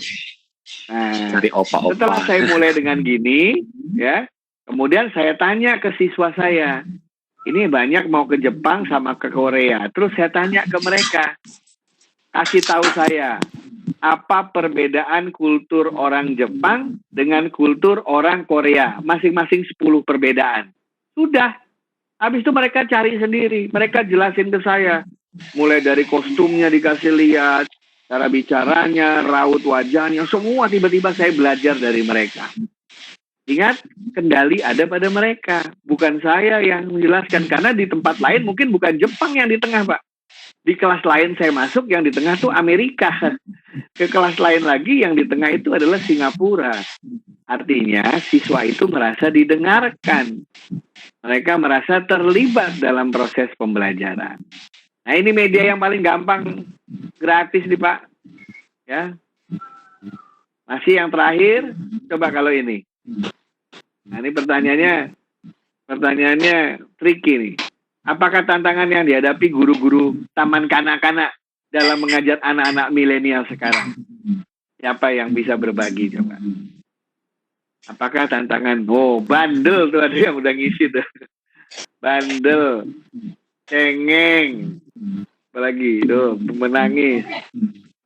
Anak-anaknya rewel, manja, main gadget terus, ego, kurang fokus, aleman, susah diatur, fokusnya ke HP, harus sabar, manja, orang tua banyak ikut campur, tidak disiplin, siswa kecanduan gadget. Nah, lihat Pak. Jadi saya sebagai guru itu benar-benar sebagai fasilitator. Tapi semua yang ada di depan itu di layar adalah hasil masukan dari siswa. Tiba-tiba siswa senang untuk ikut pelajaran. Ini yang dimaksud dengan interaksi sederhana dalam dunia daring. Jadi Ibu, dari kalau ditanya media apa untuk pemula, ini paling gampang pakai Mentimeter. Kalau mau bikin pertanyaan pakai Kahoot. Guru-guru Bali itu banyak yang pakai Kahoot. Atau pakai Quizizz gitu ya. Nah, ini semua contoh-contohnya. Ini contoh aja Pak, bahwa sebenarnya walaupun jarak jauh, saya bisa mendengarkan suara Bapak Ibu sekalian. Nah, dari sini, saya tanya lagi lanjutnya misalnya, kenapa manja? Kenapa ribet? Terus saya balik ke mereka. Gimana caranya supaya anak-anak tidak manja? Jadi mereka sendiri yang menjawab. Nah, itulah proses pembelajaran zaman sekarang dengan menggunakan online learning. Jadi kita sebagai guru yang penting adalah tahu menggunakan media-media yang sederhana ini. Biarkan nanti kontennya dari mereka, konteksnya dari mereka. Saya selalu mengatakan bahwa anak-anak sekarang tuh lebih pinter dari gurunya. Cuman gurunya lebih bijaksana. Kenapa gurunya lebih bijaksana? Karena kita pernah muda, mereka belum pernah tua. Katanya begitu, makanya kita lebih bijaksana. Kan Pak, jadi pakai aja Mentimeter nih gratis kok. Nggak bayar ini. Ya, pertanyaan Anda bisa bikin sendiri. Tadi pertanyaan yang saya bikin sendiri. Nah dari sini kan masukannya saya bisa bikin paper nih. Saya bisa dapat evaluasi pandangan orang-orang mengenai hal ini. Nah, terima kasih yang sudah mengisi ini, 90 mengisi. Jadi nanti Pak, kalau mau bikin tur guru-guru di Bali, pastikan mengunjungi Jepang, Singapura, dan Korea, karena itu paling banyak kayaknya. Seperti itu Pak Leo, saya contoh aja. Ya. Jadi terima kasih Prof. Jadi pada pingin ke Jepang semua ya, termasuk saya juga. Kalau saya tanya ke daerah lain loh Pak, jawabannya belum tentu Jepang loh. Oh, iya, tanya ke tempat lain jawabannya. Jadi ada masing-masing punya alasan tersendiri ya Prof. Jadi berbeda. Jadi ini sejenis kuis itu ya. Survei. Kuis. Oh, survei, sorry. Survei. Kalau kuis kan ada benar salahnya, kayak Kahoot itu kuis. Kahoot itu kuis ya. Kahoot itu kuis.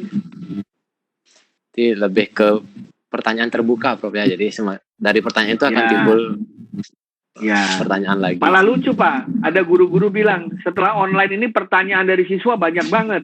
Kalau di kelas ditanya nggak ada yang mau nanya. Kalau di online tanya semua katanya. Lebih aktif malah siswa. Jangan-jangan dia Betul, takut betul. lihat muka gurunya kalau dalam kelas itu. Ya. Apalagi pelajaran yang susah, pasti tambah takut mereka. Prof Mardiman, anak-anak sekarang punya istilah mafia katanya, pelajaran paling susah. Mafia, matematika, fisika, kimia katanya. Aduh, saya kena. Kata anak-anak sekarang, mata ajar yang paling mengerikan tuh mafia katanya. Matematika, fisika, kimia.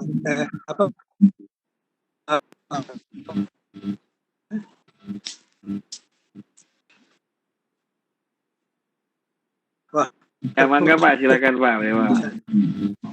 Apa emang Wi-Fi-nya di sana sekarang. Wi-Fi-nya mati-mati. Jadi anak mempunyai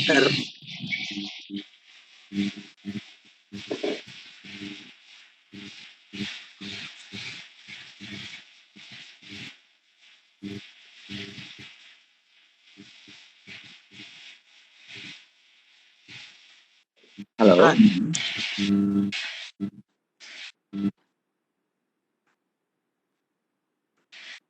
Mati-mati. Mungkin wireless. Ya, bisa mungkin terkendala koneksi. Oke.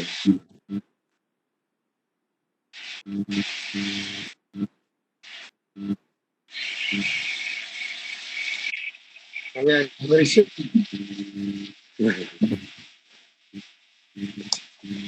Oke.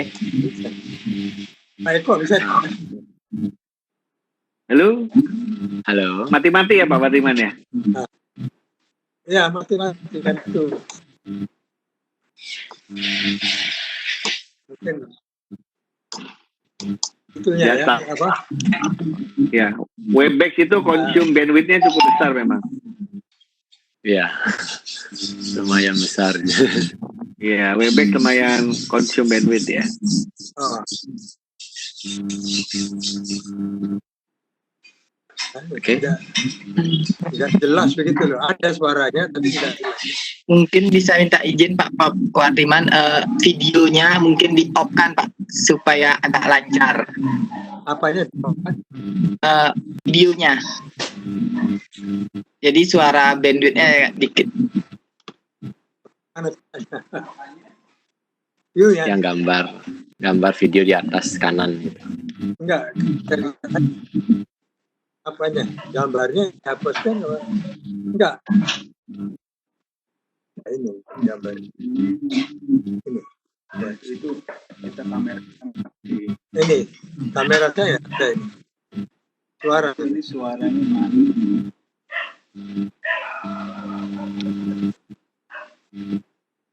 Saya gimana? Suara Masih putus. Masih putus. Lambang videonya di off. Di atas. Ya, di atas. Lambang video. Ya. Ya. Oke. Oke, suara Sekarang ya. Tapi dari Pak Erta tadi tidak dengar. Ini dari halo, Pak Prof Mardiman. Yes. Nah, sekarang terang. Ya. Jadi tadi Bu Agung Istri mempertanyakan tentang media pemula. Jadi dari Pak Prof Eko sudah share tentang Mentimeter seperti itu. Jadi semacam survei. Jadi siswanya lebih tertantang dan ada istilah apa mafia itu Pak Prof ya. Mafia matematika, fisika, apa satu lagi? Kimia, ya. Itu paling anak-anak takut katanya, mafia, matematika, fisika, kimia, paling ditakutkan itu kata. Gila anak sekarang. Seperti itu. Pak, saya dari sumber.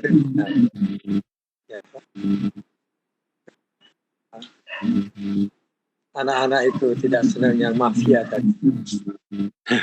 Karena waktu mulai dari awal, dari SD, menciptakan matematika itu mungkin kurang menarik. Nah, sehingga sampai SMA jadi momok. Demikian juga dengan fisika, terutama fisika itu, matematika dan fisika. Sehingga saya mengusulkan selalu kepada para guru-guru sains, tolonglah berkumpul bersama untuk mencari jalan bagaimana siswa-siswa Indonesia ini bisa senang dengan matematika dan senang dengan fisika. Nah, itu perlu diskusi yang kuat itu. Sebab cara bagaimana mengajukan tadi disebut mengenai cara menunjukkan pada magnet, bagaimana magnet dan sebagainya. Juga dengan matematik juga bisa. Bagaimana anak-anak itu menjadi senang dengan matematik. Bisa, karena kalau saya datang ke sekolah-sekolah di Jakarta, mohon maaf ini, sekolah yang maju, maka saya lihat di sana memang gurunya memakai cara-cara pedagogi, cara-cara pembelajaran yang membuat anak-anak yang senang gadget itu senang. Misalnya saja tadi pagi Prof. Eko bicara mengenai game.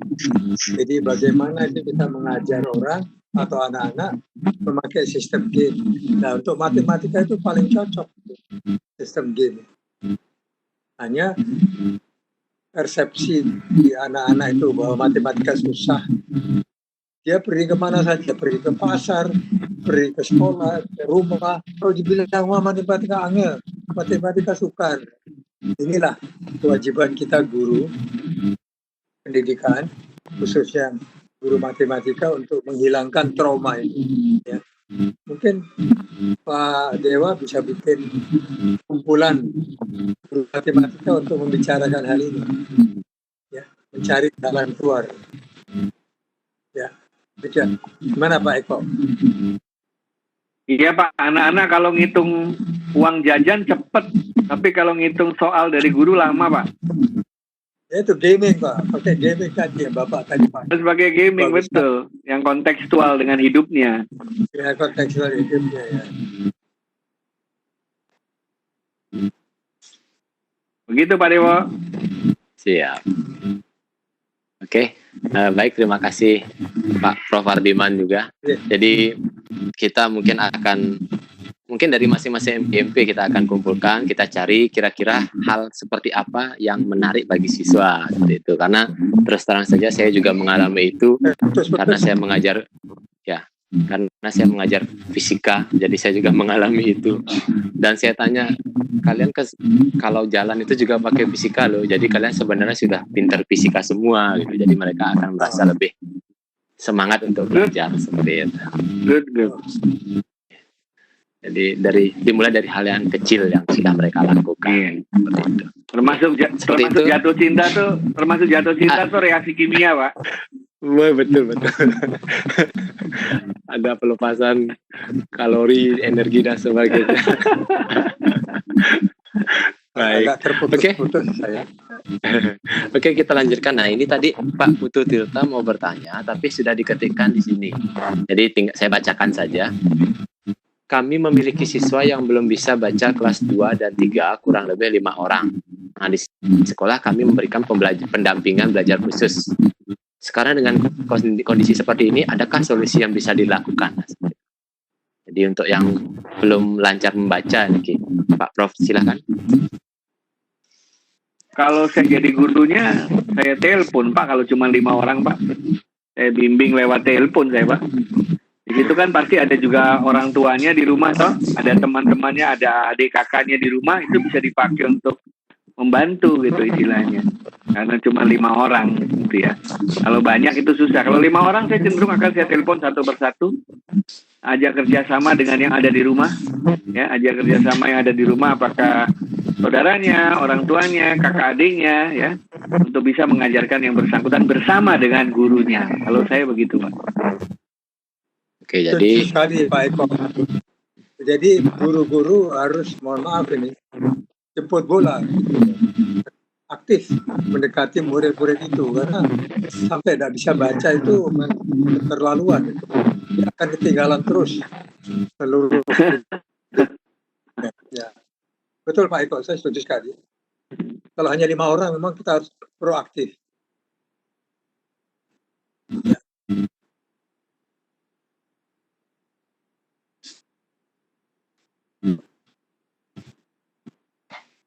Baik, suaranya habis ya. Tapi gambar Prof. Aliman jelas gambar. Jadi mungkin kalau suaranya nggak dengar. Jadi kalau misalnya cuma beberapa orang mungkin bisa pakai telepon Pak Prof ya. Ya.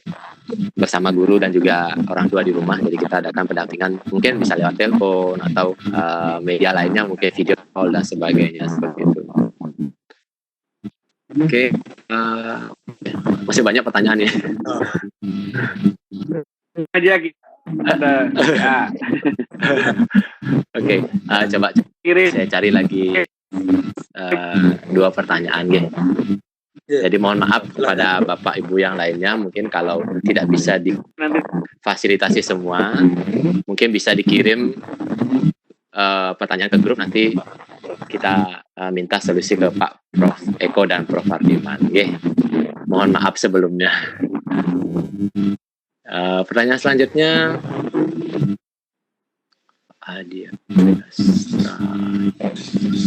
banyak sekali chatnya ini, saya baca satu persatu.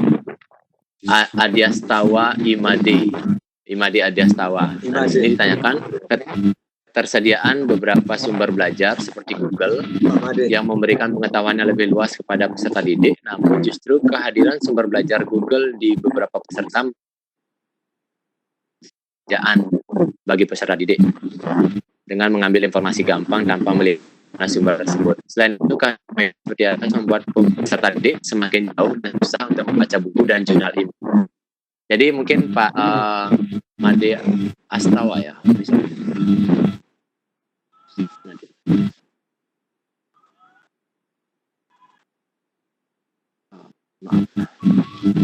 Adiastawa, Pak Made Adiastawa menanyakan mengenai banyaknya belajar yang ada secara online.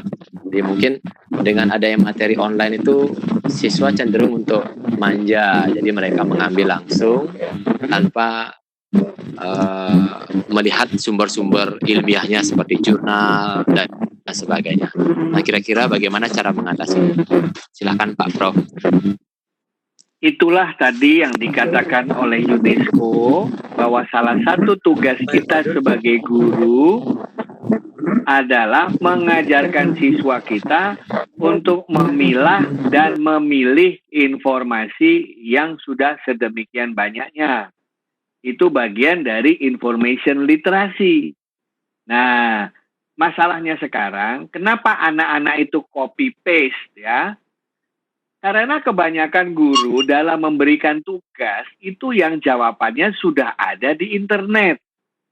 Bagi anak-anak sekarang itu tidak logis dalam rasionalisasi mereka. Bapak Ibu guru memberikan saya soal yang jawabannya sudah ada di internet. Mereka berpikir buat apa? Itu kan buang-buang waktu, lihat aja di internet. Masa saya suruh menyalin lagi yang ada di internet? Nah, jadi dalam cyberpedagogi dikatakan bahwa guru harus mampu membuat soal yang jawabannya tidak secara eksplisit ada di internet, tapi membuat siswa untuk menggali informasi dari internet. Misalnya saya kasih contoh Pak Dewo nih, Pak Dewo jawab saya ya, misalnya Pak Dewo ya. Menurut Pak Dewo, dari Pangeran Diponegoro, Imam Bonjol, sama Cut Nyadin, ya. Menurut Pak Dewo itu, dari 3 itu, Cut Nyadin, Pangeran Diponegoro, Bonjol, mana yang paling merepotkan Belanda? Menurut Pak Dewo yang mana? Oke, kalau dari pandangan saya. Ada nggak jawabannya di internet?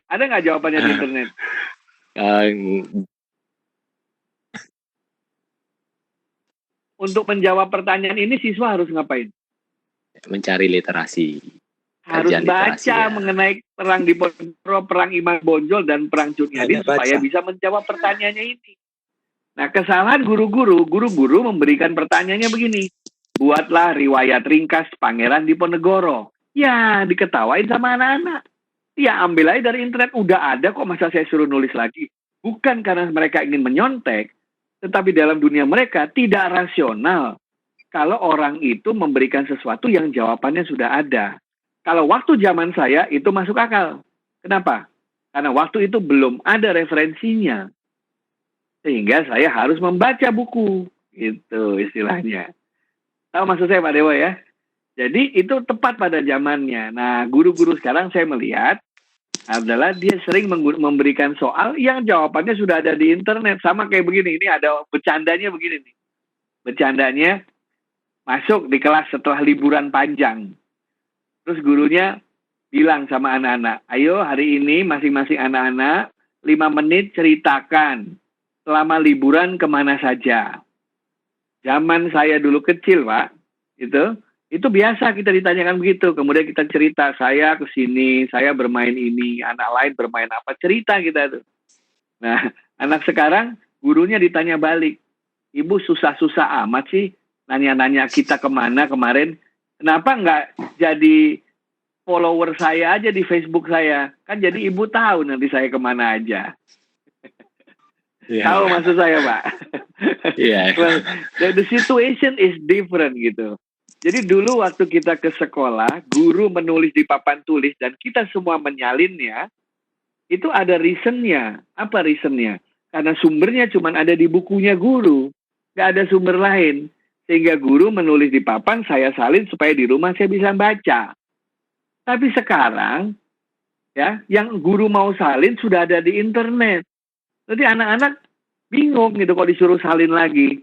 Dia menganggap gurunya tidak efisien atau membuang-buang waktu. Itu dari sisi perspektif anak-anak zaman sekarang. Jadi seyogianya mudah saja. Gurunya bilang minggu depan ibu akan cerita mengenai Jepang dan Korea. Silahkan kamu baca-baca Jepang dan Korea. Nanti kita diskusi minggu depan. Udah minggu depan langsung gurunya cerita. Ayo menurut Anda. Nah, kalau Anda disuruh berlibur pengen ke Jepang atau ke Korea. Mulai dari situ. Alasannya apa? Nah, disitulah bicara masalah. Nanti masuknya ke kulturnya, masuknya ke jumlah penduduk, masuknya ke sejarahnya, dan lain sebagainya. Nah, seperti itu. Tapi kalau yang ditanya jawabannya ada di internet, ya bukan masalah copy paste. Misalnya saya copy paste, saya kasih referensinya juga kan bukan plagiarisme. Ya kan? Saya jelaskan, saya mengambil dari sini pertanyaan ibu, saya jawab dengan begini dan saya ambil dari sumber yang terpercaya. Apakah itu copy paste? Copy paste iya, tapi dalam hal menyampaikan dia nggak berpikir. Nah, gimana caranya membuat soal supaya siswanya kreatif, supaya siswanya berpikir. Gitu. Kurang lebih seperti itu Pak Dewa jadinya. Okay. Saya maksudkan. Ya. Okay. Terima kasih Prof. Eko. Jadi mungkin kita akan buat suatu pertanyaan yang membuat mereka menggali-gali banyak informasi untuk mencapai suatu kesimpulan. Yes, Dewa, Prof. Wardiman pengen sharing. Wardiman silakan. Kamu harus justru dengan internet itu tiba-tiba terbuka dua.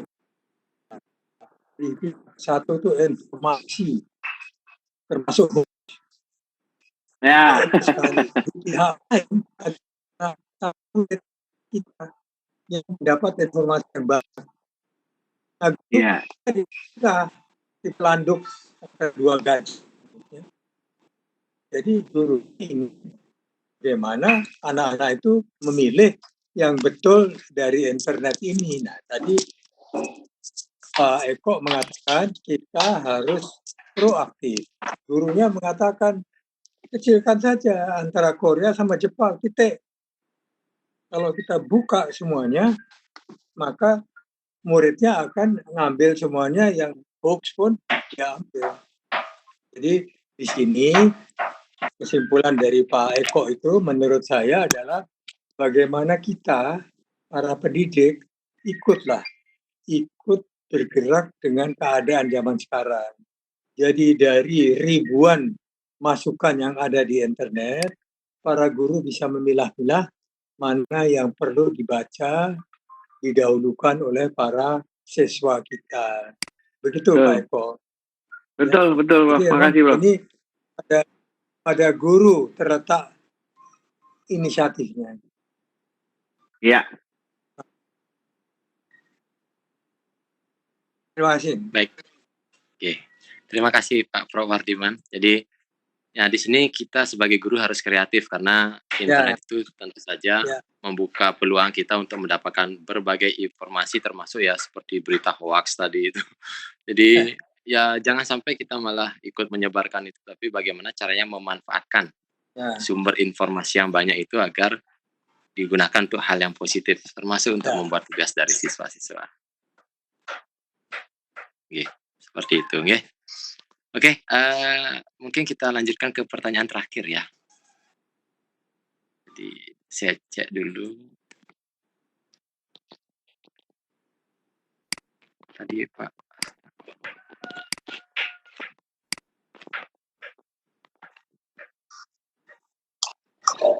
Mohon izin Pak Yuda, ada Bu Wawa yang ingin bertanya langsung dan Oke, ada silakan Bu Wawa kalau mau bertanya langsung silakan bisa diajukan.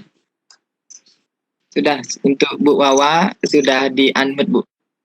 Oke, selamat siang Prof. Wardiman dan Prof. Eko. Welcome to Bali actually. Saya Wawa Arjaya, guru IPS dan Mandarin di SMP Negeri 1 Denpasar. Begini Prof, berkenaan dengan trending topik dan current issue dewasa ini kan memang berbagai isu dan solusi tentang pembelajaran jarak jauh akibat pandemi COVID-19 ini. Badai ini pun pasti akan segera berlalu, cepat atau lambat.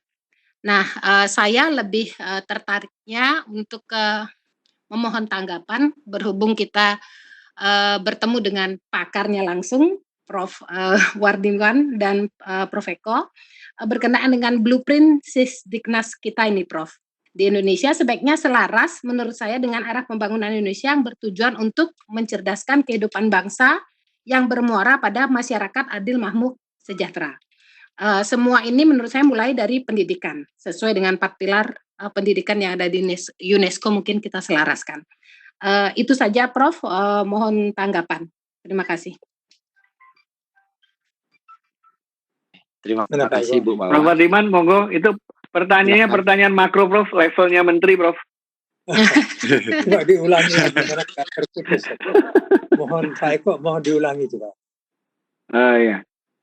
Mengenai blueprint ya Bu Wawa ya. Nggih, Pak. Ini saya bacakan saja. Sisdiknas kita nggih. Ya, blueprint. Jadi mengenai blueprint Sisdiknas kita di Indonesia sebaiknya selaras dengan arah pembangunan Indonesia yang tujuannya mencerdaskan kehidupan bangsa yang bermuara pada masyarakat adil dan makmur. Semua mulai dari pendidikan, ya. Itu Prof. Wardiman. Ya, oke. Jadi ini memang agak tinggi ini jawabannya. Ya, memang pemerintah dari awal menyebut atau dalam konstitusi kita pendidikan penting sekali. Oleh karena itu setiap manusia Indonesia harus mengecap pendidikan. Persoalannya adalah menurut saya pelaksanaannya. Indonesia begitu besar sehingga memerlukan organisasi yang begitu rumit untuk menyelenggarakan pendidikan yang baik lah. Siap. Tetapi ada beberapa kriteria yang bisa kita pakai untuk apakah cita-cita itu sudah tercapai. Kriteria pertama adalah angka partisipasi. Itu berapa murid sekolah di SD, di SMP dan perguruan tinggi. Kita sudah maju sekali, sayangnya belum 100%. Jadi SMP belum persen, belum. Jadi pemerintah dan kita semua harus bekerja lebih keras untuk ini. Yang kedua, pendidikan atau pelaksanaan pendidikan tidak boleh lepas dari mutu pendidikan. Nah, inilah yang menjadi buah pembicaraan oleh para orang tua. Banyak orang tua kita yang merasa tidak yakin bahwa mutu pendidikan kita ini sudah betul, sudah normal. Dalam mutu juga termasuk yang tadi Ibu katakan, untuk Pak. membangun Indonesia sehingga adil dan makmur. Nah, di Indonesia yang begitu luas, tadi pelaksanaannya belum sempurna, sehingga mutu antara satu kota atau satu daerah dengan daerah lain, dengan kota lain itu berlainan.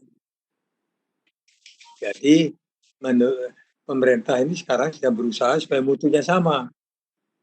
Untuk melihat mutu dipakai UNN atau UN lah, ujian UN. Kan mau dihapus itu, Prof. Apa? Oh enggak, itu kan pelaksanaan. Jadi takut tuh karena pelaksanaannya. Jadi maksud saya adalah pemerintah masih bekerja keras, hanya sayangnya kita terlalu besar sehingga sampai sekarang belum selesai. Itu. Oh, siap, Prof. Kerja lebih keras lagi. Siap, Prof. Makasih, Prof. Silakan Pak Dewa, Pak Yuda. Baik, ya. Jadi itu dari Pak Prof. Wardiman. Jadi mungkin di sini angka partisipannya belum 100% ya, Pak Prof ya. Dan jadi pemerintah di sini tidak boleh lepas tangan, di mana bagaimana cara menyamakan atau mungkin agar mendekati sama lah dari daerah satu dengan daerah yang lainnya. Nah, tiap daerah juga punya kebutuhan yang berbeda-beda, Pak Prof ya. Betul. Bagaimana dari Pak Prof Eko, mungkin ada yang ingin ditambahkan? Wah, itu jawaban dari Pak Menteri sudah cukup, saya rasa. Saya tidak bisa menjawabnya. Benar ya, Sule. Memang ini kalau saya melihatnya yang dikatakan Prof. Wardiman tadi, Indonesia ini heterogen, permasalahannya heterogen, kebutuhannya heterogen, tidak mungkin solusinya homogen begitu. Jadi juga harus ada spectrum of solution untuk masing-masing tempat itu untuk menuju yang Ibu katakan tadi, untuk mencerdaskan kehidupan bangsa tadi. Itu dari saya, Pak. Baik, ya, terima kasih. Pak Dewa, Pak Yuda, kalau saya bilang pemerintah, itu seluruhnya loh, jangan pemerintah pusat saja. Tapi jangan lupa bahwa sampai SMA itu adalah gubernur dan bupati. Sehingga di sini pemerintah daerah pun harus berusaha keras agar rakyat di bawahnya itu menikmati pendidikan yang merata dan menikmati pendidikan yang bermutu. Jadi maksud saya pemerintah itu dari bawah, pemerintah daerah sampai ke atas. Itu maksud saya. Masih Pak Yuda. Baik Pak Prof. Wardiman. Jadi perlu ada sinergi dari pemerintah daerah sampai ke pusat juga, sehingga akan bisa ditemukan solusi yang terbaik untuk itu, Pak Prof. Seperti itu ya. Baik. Oke, jadi mohon maaf mungkin tadi adalah pertanyaan yang terakhir untuk sesi kali ini. Seandainya ada beberapa pertanyaan yang belum bisa terakomodasi dari kami, mungkin tadi kita sudah dapat 7 pertanyaan dari Pak Kadek Mulyarsa, Bu Yeti, Pak Nengah Suratnya, Pak Putu Tirta, Bu Wayan Adyan, Bu Agung Istri, Pak Made Adiasawa, dan Bu Wawa Arjawa, dan sudah disampaikan dengan baik oleh Pak Prof Eko dan Pak Prof Wardiman. Jadi terima kasih. Bagi yang tidak terfasilitasi, mungkin nanti pertanyaannya bisa kami kumpulkan, lalu mungkin kita bisa sampaikan secara tim pribadi lewat chatting atau sebagainya. Nanti kita akan coba fasilitasi. Jadi kita akan Terima kasih Pak Dewo. Jawaban yang semuanya. Terima kasih kepada Pak Prof Eko dan Pak Prof Wardiman sudah meluangkan waktu untuk bergabung bersama kami. Terima kasih Prof Wardiman. Saya minta tipsnya Pak Wardiman biar selalu energik ya. Saya juga minta tipsnya itu yang tadi. Terang Pak. Ya. Terus. Terputus ya. Oke. Ya, terima kasih. Ya, terima kasih. Jadi mungkin ada closing statement dari Pak Wardiman, Pak Prof Wardiman dan Pak Prof Eko untuk mengakhiri sesi kita kali ini. Sudah cukup. Selamat berkarya, selamat Sama-sama. mengajar, selamat belajar. Semoga Selamat di rumah. Anda semua sehat. Ya. Baik, Jangan terima berhenti, kasih. jalan terus ya. Belajar terus. Itu, Siap. jangan berhenti belajar. Siap, terima kasih. Terima kasih Pak Prof. Eko dan Terima Pak Prof. kasih. Hardiman. Terima kasih. Jadi untuk kali ini sesi akan kita Kapan akhiri. kalian? Kapan Ya. workshop lagi? Besok sama Rebu untuk sesi ini. Ya, Kapan hari? kita ada 3 hari untuk sesi keempat ini. Oh, ini sesi 4. Hebat, selamat untuk PGRI Bali. Luar biasa. Terima kasih. Terima kasih. Tetap mohon bimbingannya agar kami bisa semakin berkembang lagi. Ya. Oh, lupa saya tadi. Salam hangat dari Prof. Unifah. Oh, Ketum ya. PB PGRI. Ya, salam hangat dari beliau. Untuk semua teman-teman di Bali. Ya. Bagus. Maju terus. Terima kasih. Salam balik dari kami. Saya sampaikan ya. Ya, Terima kasih. Terima kasih. Terima kasih Pak Prof. Hardiman dan Pak Prof. Eko. Jadi sekian presentasi dari sharing dari Bapak Prof. Eko dan Pak Prof. Hardiman. Terima kasih. Dan juga kepada para partisipan telah bergabung bersama kami ucapkan terima kasih juga. Jadi untuk sesi kita ini kita tutup. Tapi sebelumnya mungkin akan kami share link absensi. Nanti kita akan share link absensi atau presensi di kolom chat, nanti bisa kami persilahkan untuk mengisi absensinya. Baik, sekian dari kami. Mohon maaf jika ada kata-kata kami yang salah, yang tidak kami sengaja pastinya. Dan acara ini kami tutup dengan Parama Santi, Om Santi Santi Santi Om. Assalamualaikum warahmatullahi wabarakatuh.